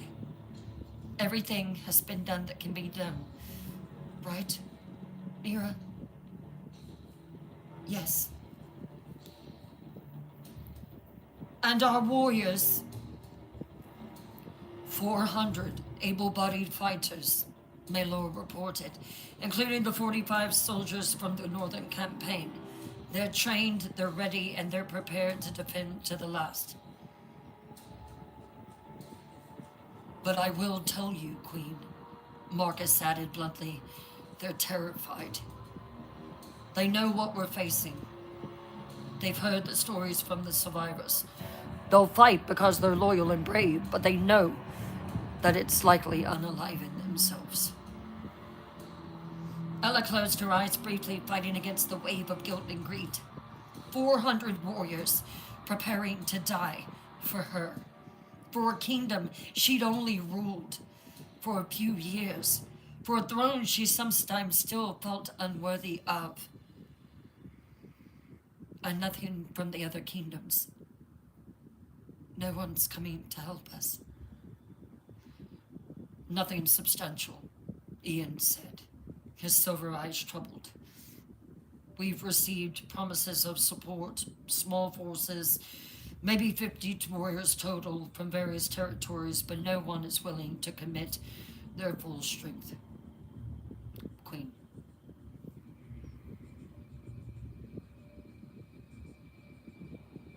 You know, they're afraid, Nira said. Word has spread about what happened to our northern forces, about shadow warriors that can't be killed. Other kingdoms are fortifying their own defenses, preparing for Morwen to turn on them next. Cowards, Marcus growled. Pragmatist, Ella corrected, tired. Tell me the truth. If you were in their position, I'd probably make the same choice. Why send warriors to die in a battle that they can't win? She looked around the table. Has anyone heard anything from Seraphina? The silence that followed them was answer enough. Mina shifted on her perch, turning her head to look at Ella with those penetrating turquoise eyes, as if understanding the weight of the question. Nothing. Ella pressed, desperation creeping into her voice. No messages, no updates, nothing. I do hope she's all right.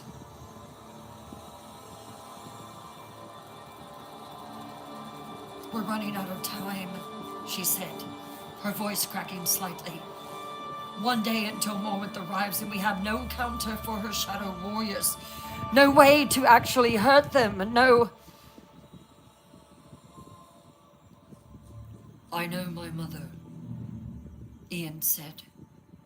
He very rarely defended Seraphina in Ella's presence. My mother is the most powerful, most resourceful vampire that I have ever known, my love. And I can assure you that she is out there searching for someone to help us. And we have to trust that she will be successful.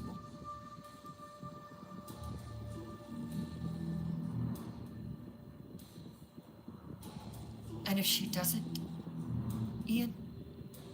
Ella demanded, turning to face him. If Alira can't be found, if she refuses to come, if she arrives too late? Ian's jaw tightened, but his voice remained steady. We fight.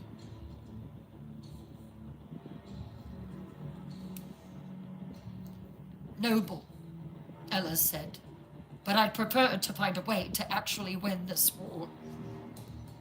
She pulled her hand free and began pacing. Mina watching her movements with those observant eyes. Keep working on defensive strategies, she commanded Marcus and Maelor. Keep drilling the warriors. There has to be some weakness in the Shadow Warriors, some vulnerability that we can exploit.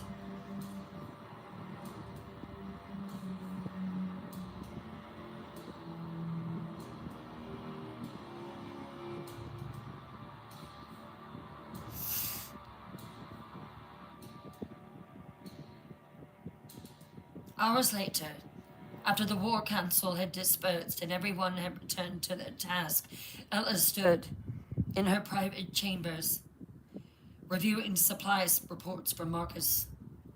His expression was troubled in a different way now, not just worried, but confused. Mina perched on her usual spot, the back of a chair near the window, watching with those intelligent turquoise eyes.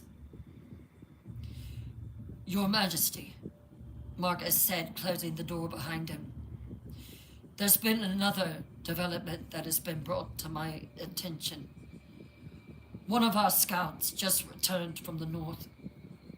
Ella looked up from her document, her stomach clenching. And he managed to get close enough to observe Morwen's army without being detected. He confirmed their numbers. Your Majesty. What? It's 6,000 strong. They are moving in perfect formation. He hesitated. But what? There's someone with Morwen. Someone who wasn't there when we first encountered them at Felcrest. Someone unexpected. Ella set down her papers, giving him her full attention. Mina hooted softly, a sound of curiosity mixed with concern. Who? A young man. Maybe 20? Dark hair. Red eyes, like a vampire. Wearing armor. Expensive, well-made, carrying a sword. Marcus moved closer, his voice dropping. The scout said this person walks beside Morwen like an equal, rides in her carriage. The Shadow Warriors part for him as they would for her. He's important, clearly, but we don't know who he is or where he came from. Ella frowned, her mind racing through possibilities. Could he be a lieutenant? Someone that she recruited? Possibly, but Your Majesty. Marcus's expression grew more troubled. The scout said there's something wrong about him. The first time they saw him, he was a boy. Now, he looks like a man. What does that even mean? I don't know, but dark magic can do strange things. It can accelerate growth, after development, create beings that shouldn't exist. I've seen it. Mina shifted on the perch, turning her head completely around to look at them, clearly sensing the importance of this conversation. Ella moved to the window, staring out at the crimson moon. So, Morwenth has a companion, a young vampire, or something like that. Something powerful enough to command respect from the Shadow Warriors. She turned back to Marcus. You have no idea of who this could be. I have no idea of who this could be.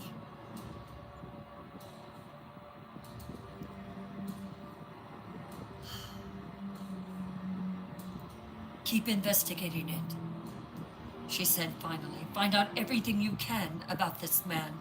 Any information, no matter how small, could be valuable. Yes, Your Majesty.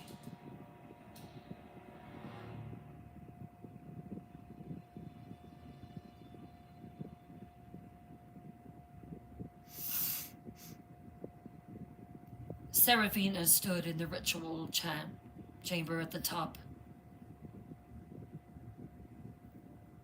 She had been back to Blackstone for quite a few hours now, but she could not bear to see them. She had entered from her balcony. Celestine and Celine had tried every method they knew to establish a stronger connection, to locate the Witch of Light, to call her back to the world that desperately needed her. And it was nothing but failure.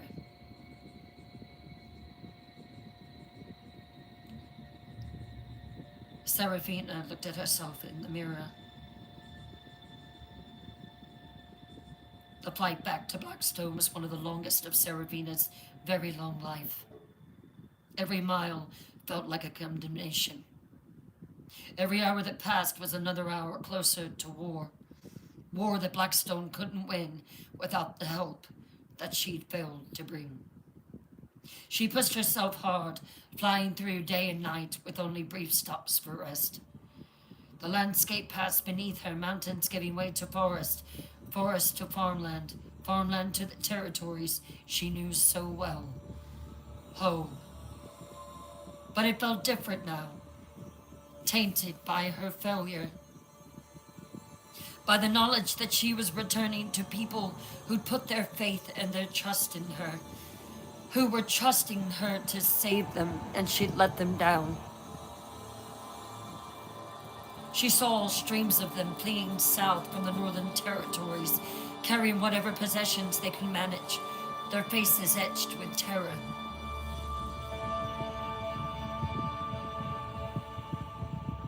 Seraphina felt her heart break.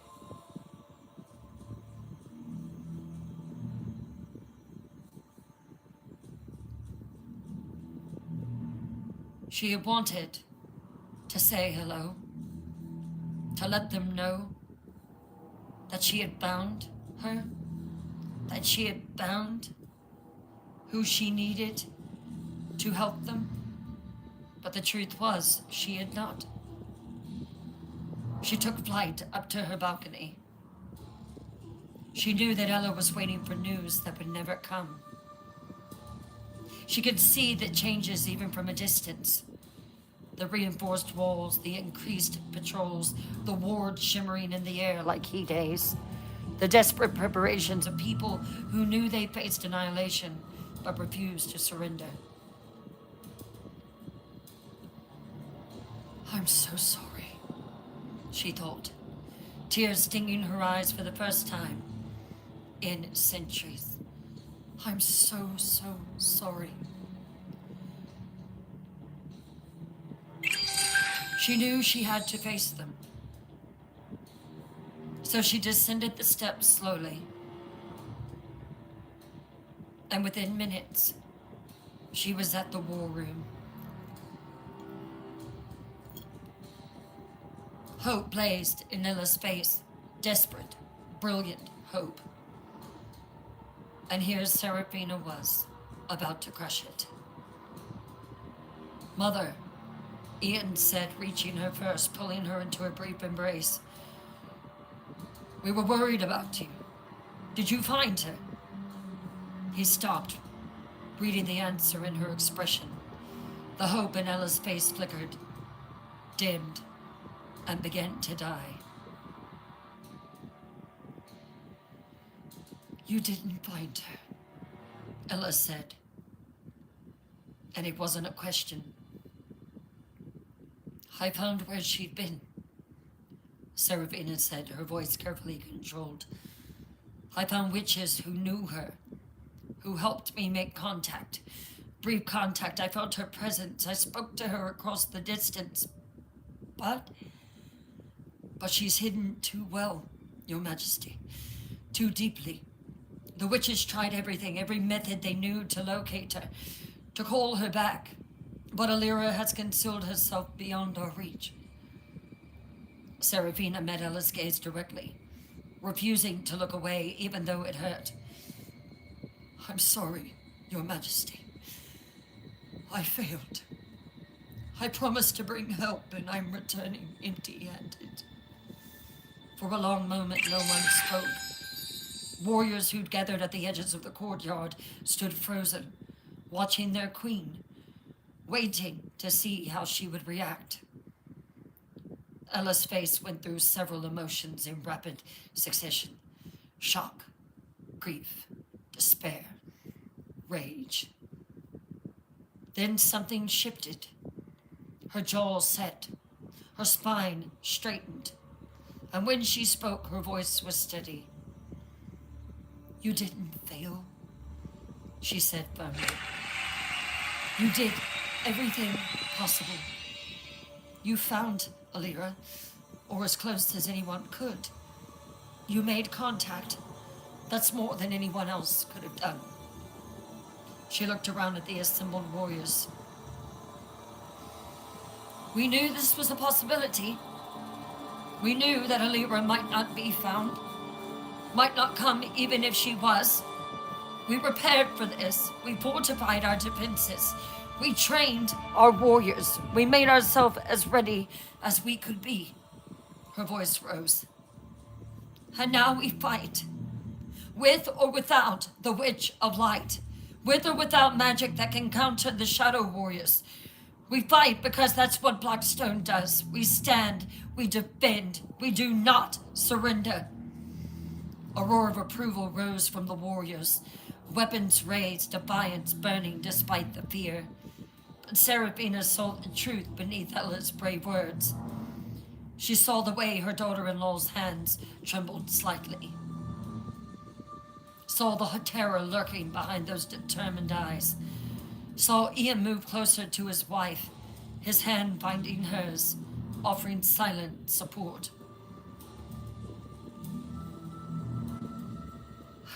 You should rest, Mother. You've flown far. You'll need your strength for the battle ahead. Ella, rest, Ella commanded, her tone brooking no argument. That's the last order.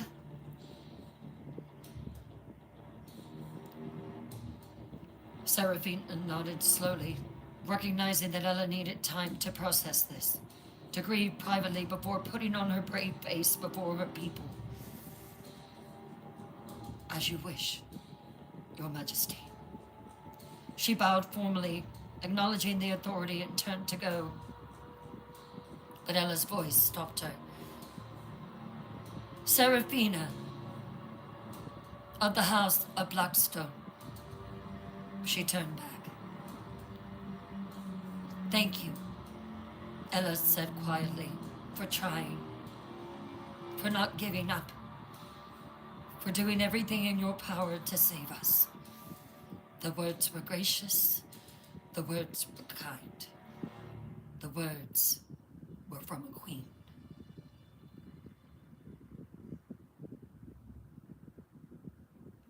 And they made Seraphina's failure hurt even more. She nodded, not trusting herself to speak, and left the courtyard.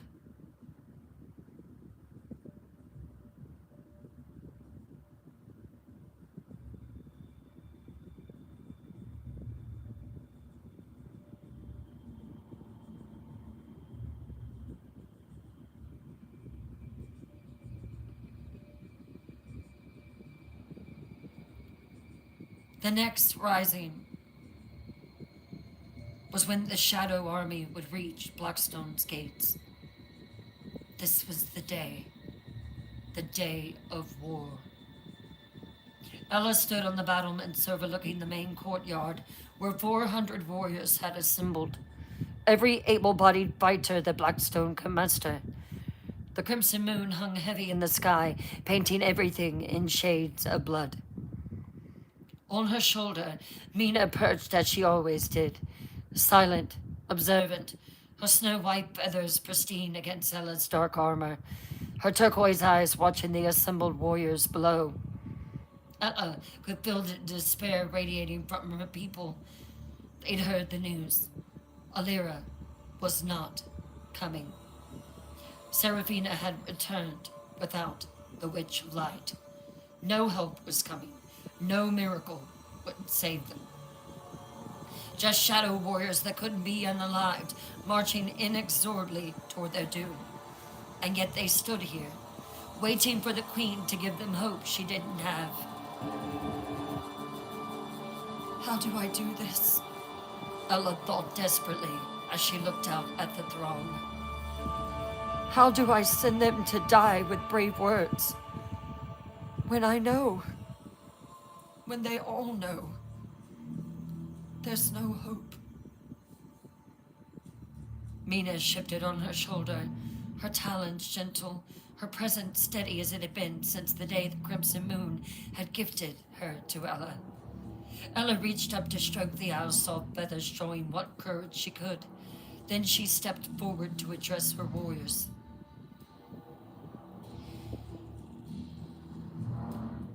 I won't lie to you, she began, her voice carrying across the courtyard.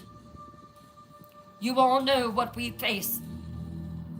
Shadow warriors we cannot hurt. An ancient witch whose power dwarfs our own. Odds that are impossible. She paused, meeting the eyes of warriors in the crowd.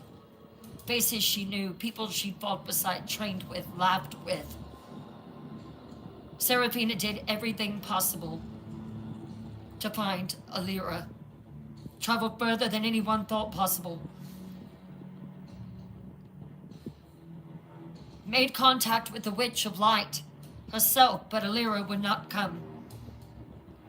Cannot come. Or simply chooses not to.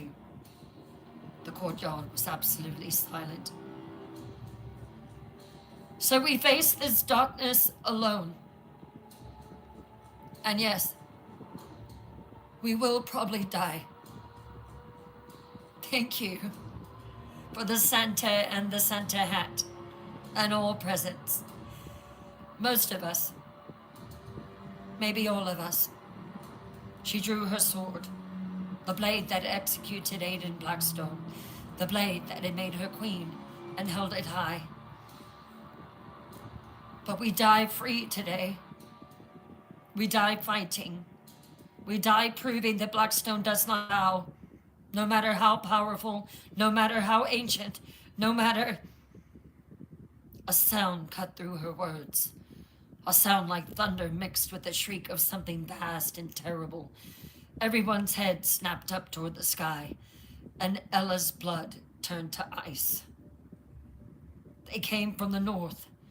6 creatures that shouldn't exist, each the size of a large horse, with bodies like serpents, but wings like bats, scales that gleamed black and red in the crimson moon's light.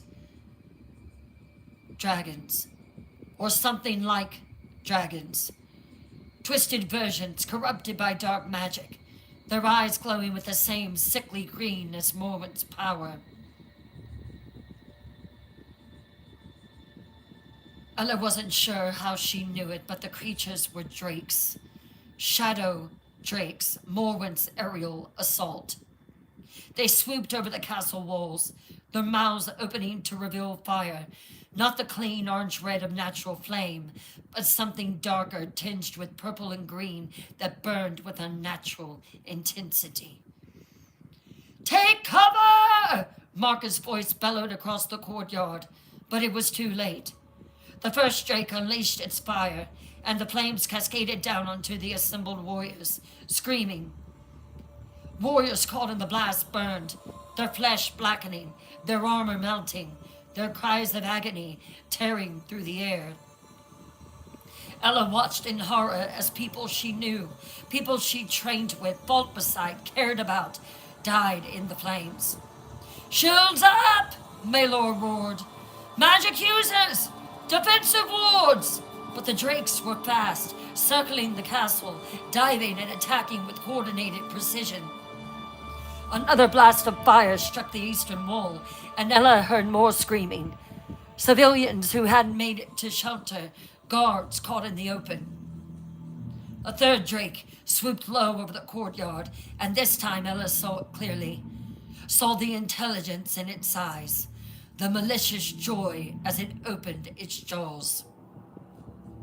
"Move!" she screamed, diving to the side as fire erupted where she'd been standing. She hit the ground hard, rolling, her armor scraping against stone. When she looked up, she saw carnage. 20 warriors down, maybe 30, burning, dying, dead, and the drakes circled for another pass. "We need to ground them!" Nera shouted, her hands glowing with magic as she tried to weave some kind of binding spell.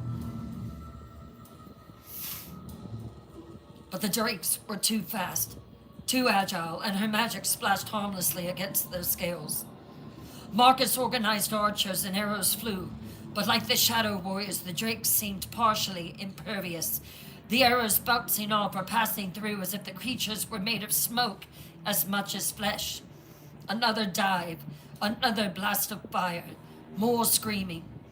Ella stood in the center of the chaos, her sword useless, her power meaningless, and felt something break inside her chest. "I'm failing them," she cried. Warriors dying around her, civilians burning, vampires burning, her kingdom failing before the battle had even truly begun.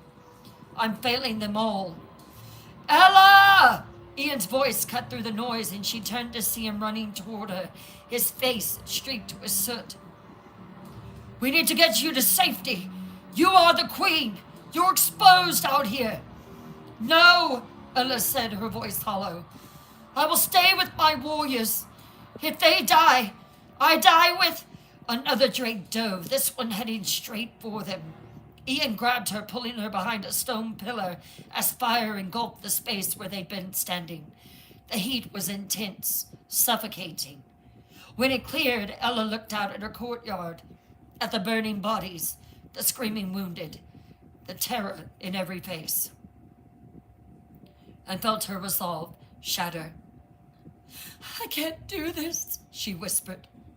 "I can't watch all of them die. I can't." On her shoulder, Mina had remained through the chaos, through the fire and screaming and death. The snow-white owl had stayed perfectly still, her turquoise eyes watching everything with an intensity that Ella had never seen before. Now, as Ella's words trailed off into despair, the owl shifted, and something changed.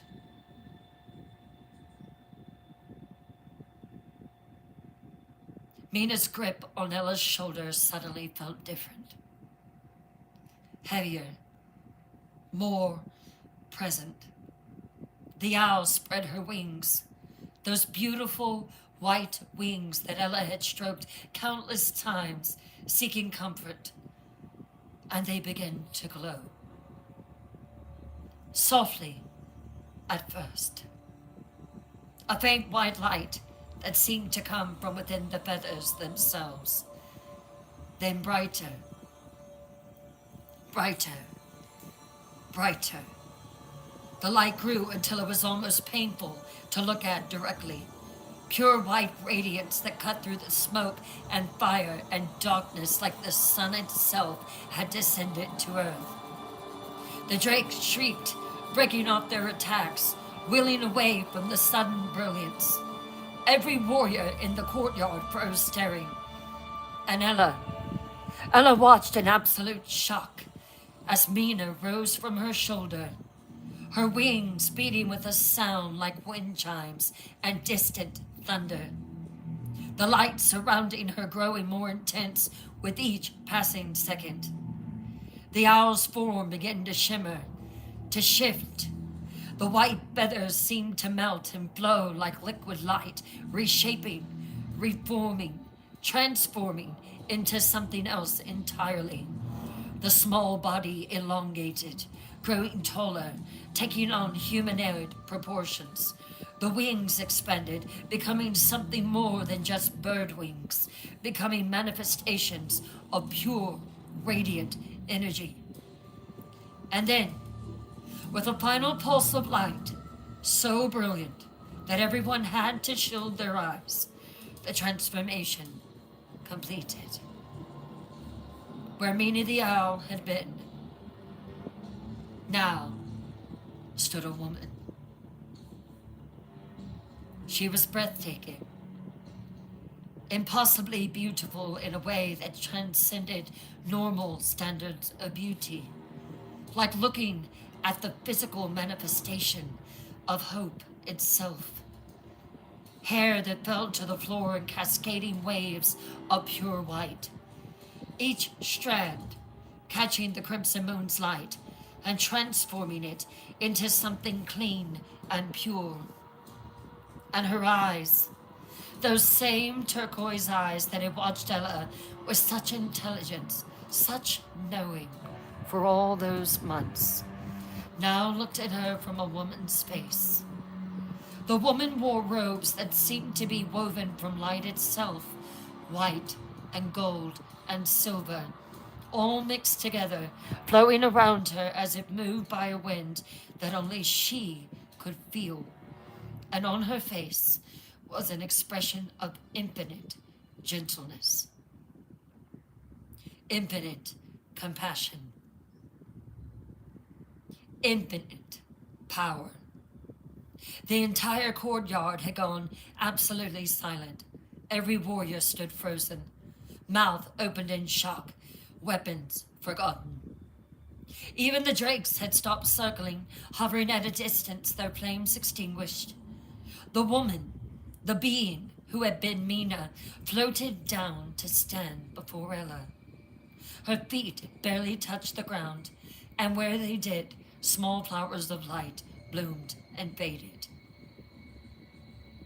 When she spoke, her voice was soft, always almost musical, like hearing distant bells or the whisper of wind through the trees, but it carried clearly to every person present.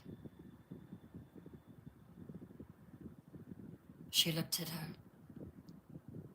with the clearest turquoise eyes. "Forgive me, Ella Snow," she said. And even in those few words, there was such warmth, such love for the deception, for letting you believe I was simply a familiar when I was so much more. Ella couldn't speak, couldn't move, could barely breathe. This couldn't be. "My name," the woman continued, her turquoise eyes never leaving Ella's face, "is Alira. I am the Witch of Light, and I have been with you all along." The words hung in the air like a blessing, like a miracle, like salvation itself given voice. Seraphina felt as if she was going to faint. She stepped forward from the crowd, her ancient face showing the first genuine shock Ella had ever seen on it. "You," she breathed. "All this time, all these weeks I spent searching, all those miles that I flew, and you were here." Alira turned to face Seraphina, and her expression was apologetic. "I needed to be certain. she said gently. Needed to know that this was the right time.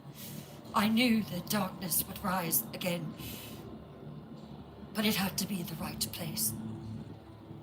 It had to be the right queen. She looked back at Ella. I've been hiding for centuries, dear girl. Watching. Waiting.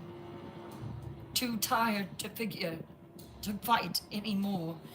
Too worn down by Morwen's endless wars against endless darkness. Her voice carried the weight of those centuries, the exhaustion, the grief, the terrible cause to be the champion of light. But I heard you, Seraphina, call to me, and I felt something I haven't felt in a very long time. She moved closer to Ella, and when she reached out, her hand passed through the air, leaving trails of light. You are the queen. You are the hope. Not the desperate, grasping kind that comes from fear of death, Your Majesty, but the genuine hope that comes from someone who chooses to stand, even when standing means dying.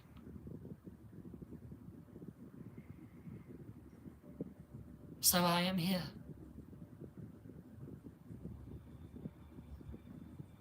Tears were streaming down Ella's face now. You have been with me all along, she whispered. All this time, through everything, you were with me. I was, Alira confirmed. I watched you lead.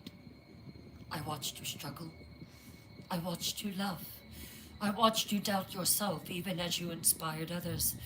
Watched you prepare to defend people who couldn't defend themselves.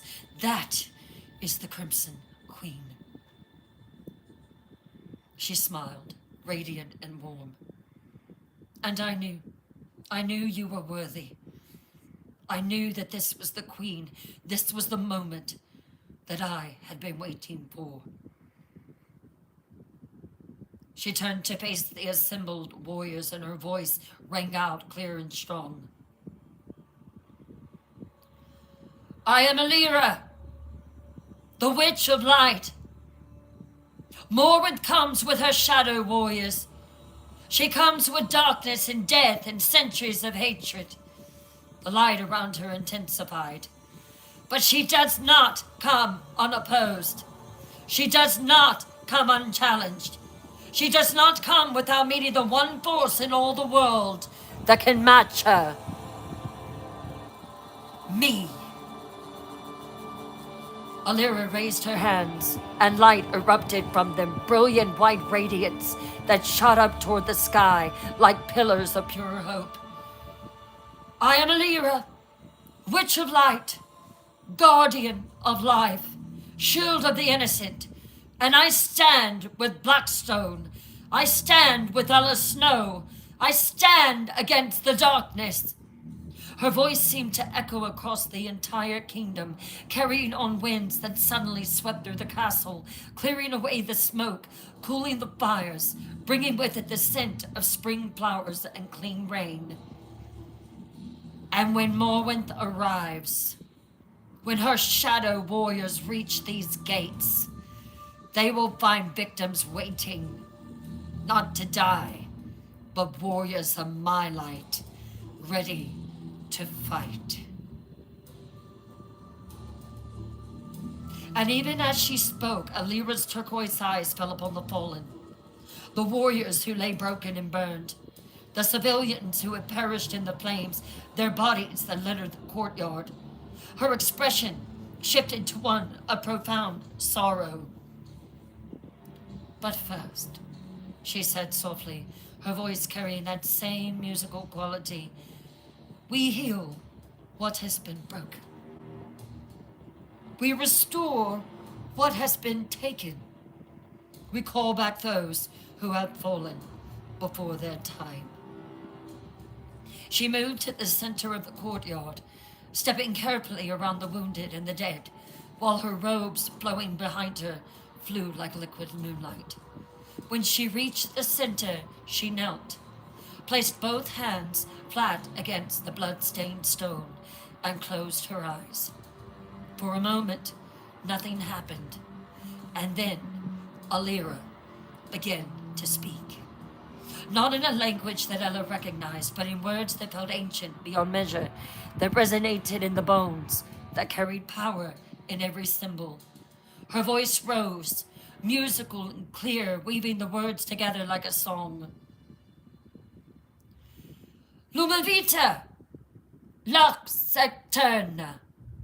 Spirits torn from mortal coil, hear my call through realms superna.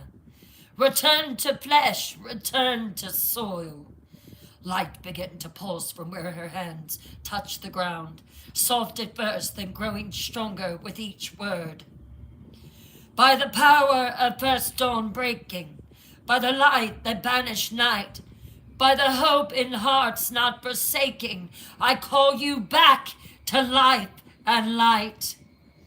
The light spread outward in rippling waves, flowing across the courtyard like water, washing over the fallen, surrounding them in radiance.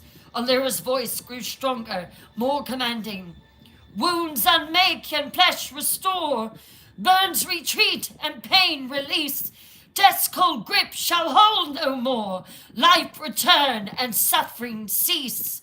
The light intensified, becoming almost blinding, and Ella watched in awe as the impossible happened. Warriors who had been burned beyond recognition, their flesh began to heal. Their blackened skin softened, renewed, became whole.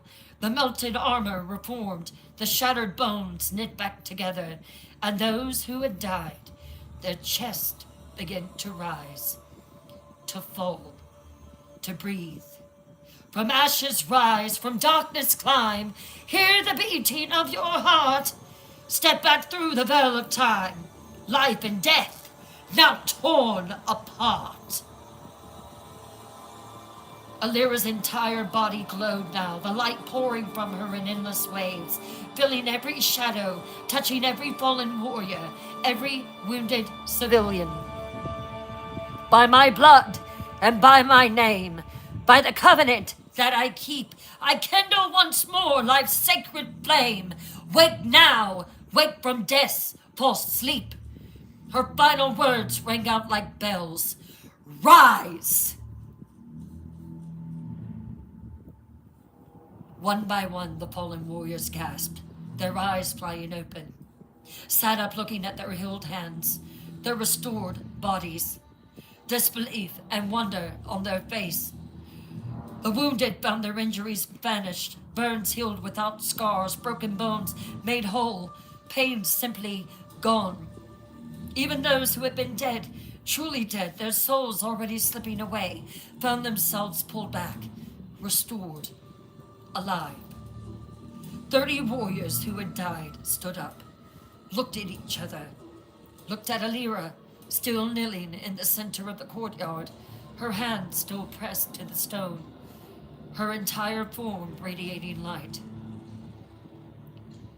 Thank you, one soldier whispered, his voice hoarse with emotion. Thank you, Witch of Light. And then another, and another, until the entire courtyard echoed with thanks, with weeping, with prayers of gratitude to the Witch of the Light who had done the impossible.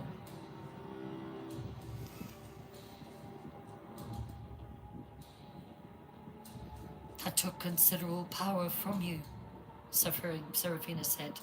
Oh, it'll be back in a matter of seconds. They deserve to live. Alira replied simply. They were willing to die defending their home.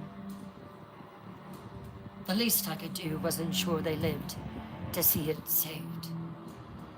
Now, Alira said. She turned to face Ella, who stood rooted to the spot, unable to process what she just witnessed.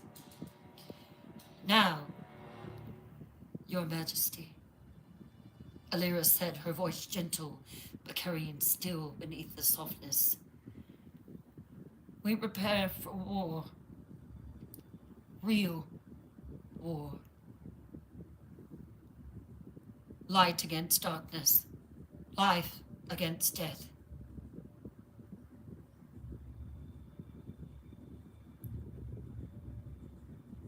She looked up in the sky. The light that still burned from her was intense, beyond description. I called forth my warriors of light, descend down into this fight. 10,000 strong, 10,000 brave. For Blackstone, we must save.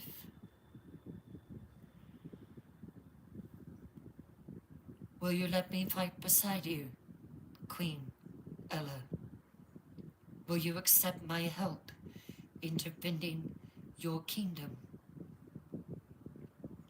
Ella stared at that outstretched hand, glowing softly with power that could build and heal the dead and drive back shadow drakes. And thousands of prisms of light were coming down from the sky. Ella stared at that outstretched hand, glowing softly, and she started to laugh.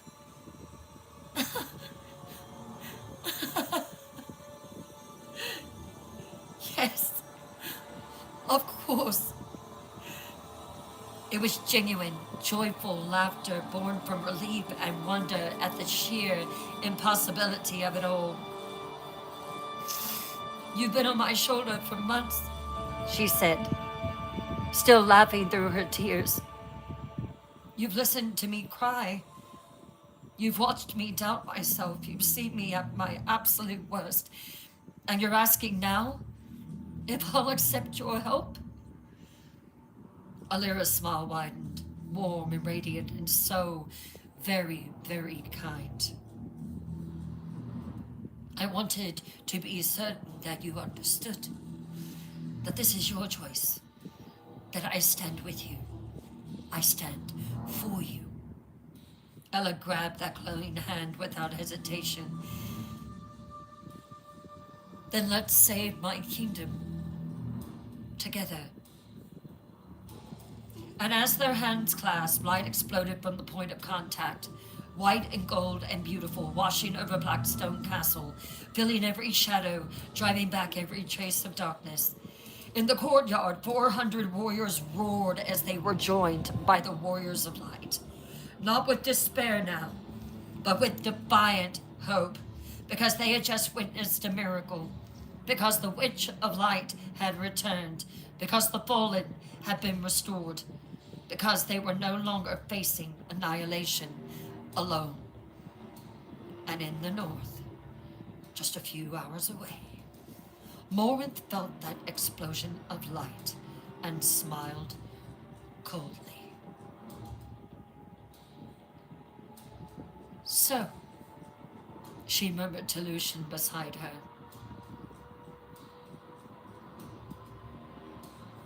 Alira is still up to her old tricks, I see.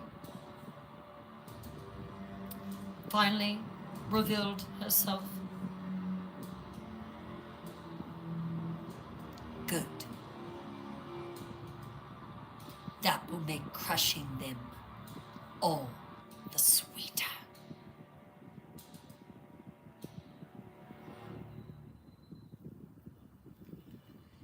And that is where we will cut off the Crimson Queen.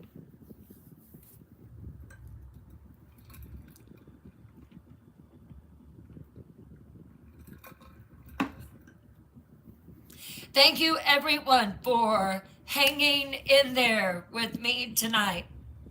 I told you that it was going to be intense.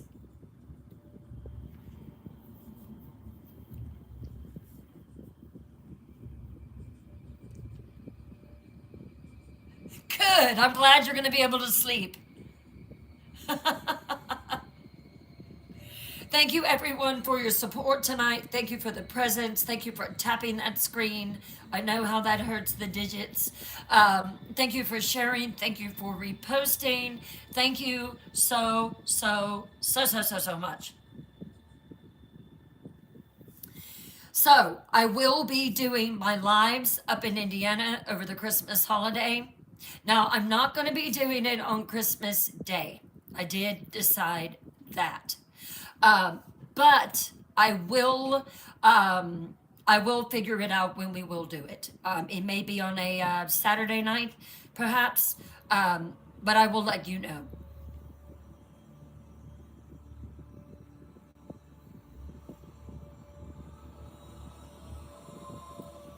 But I'm not going to leave you hanging.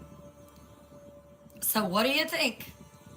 What do you think is getting ready to unfold in the realm of Blackstone?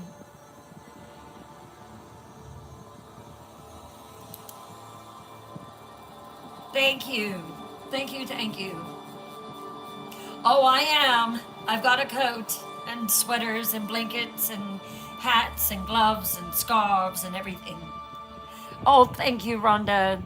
Much appreciated. I love you all. I will see you tomorrow night on Paranormal Files Live. Night 3, the final night of The Exorcist. The true story.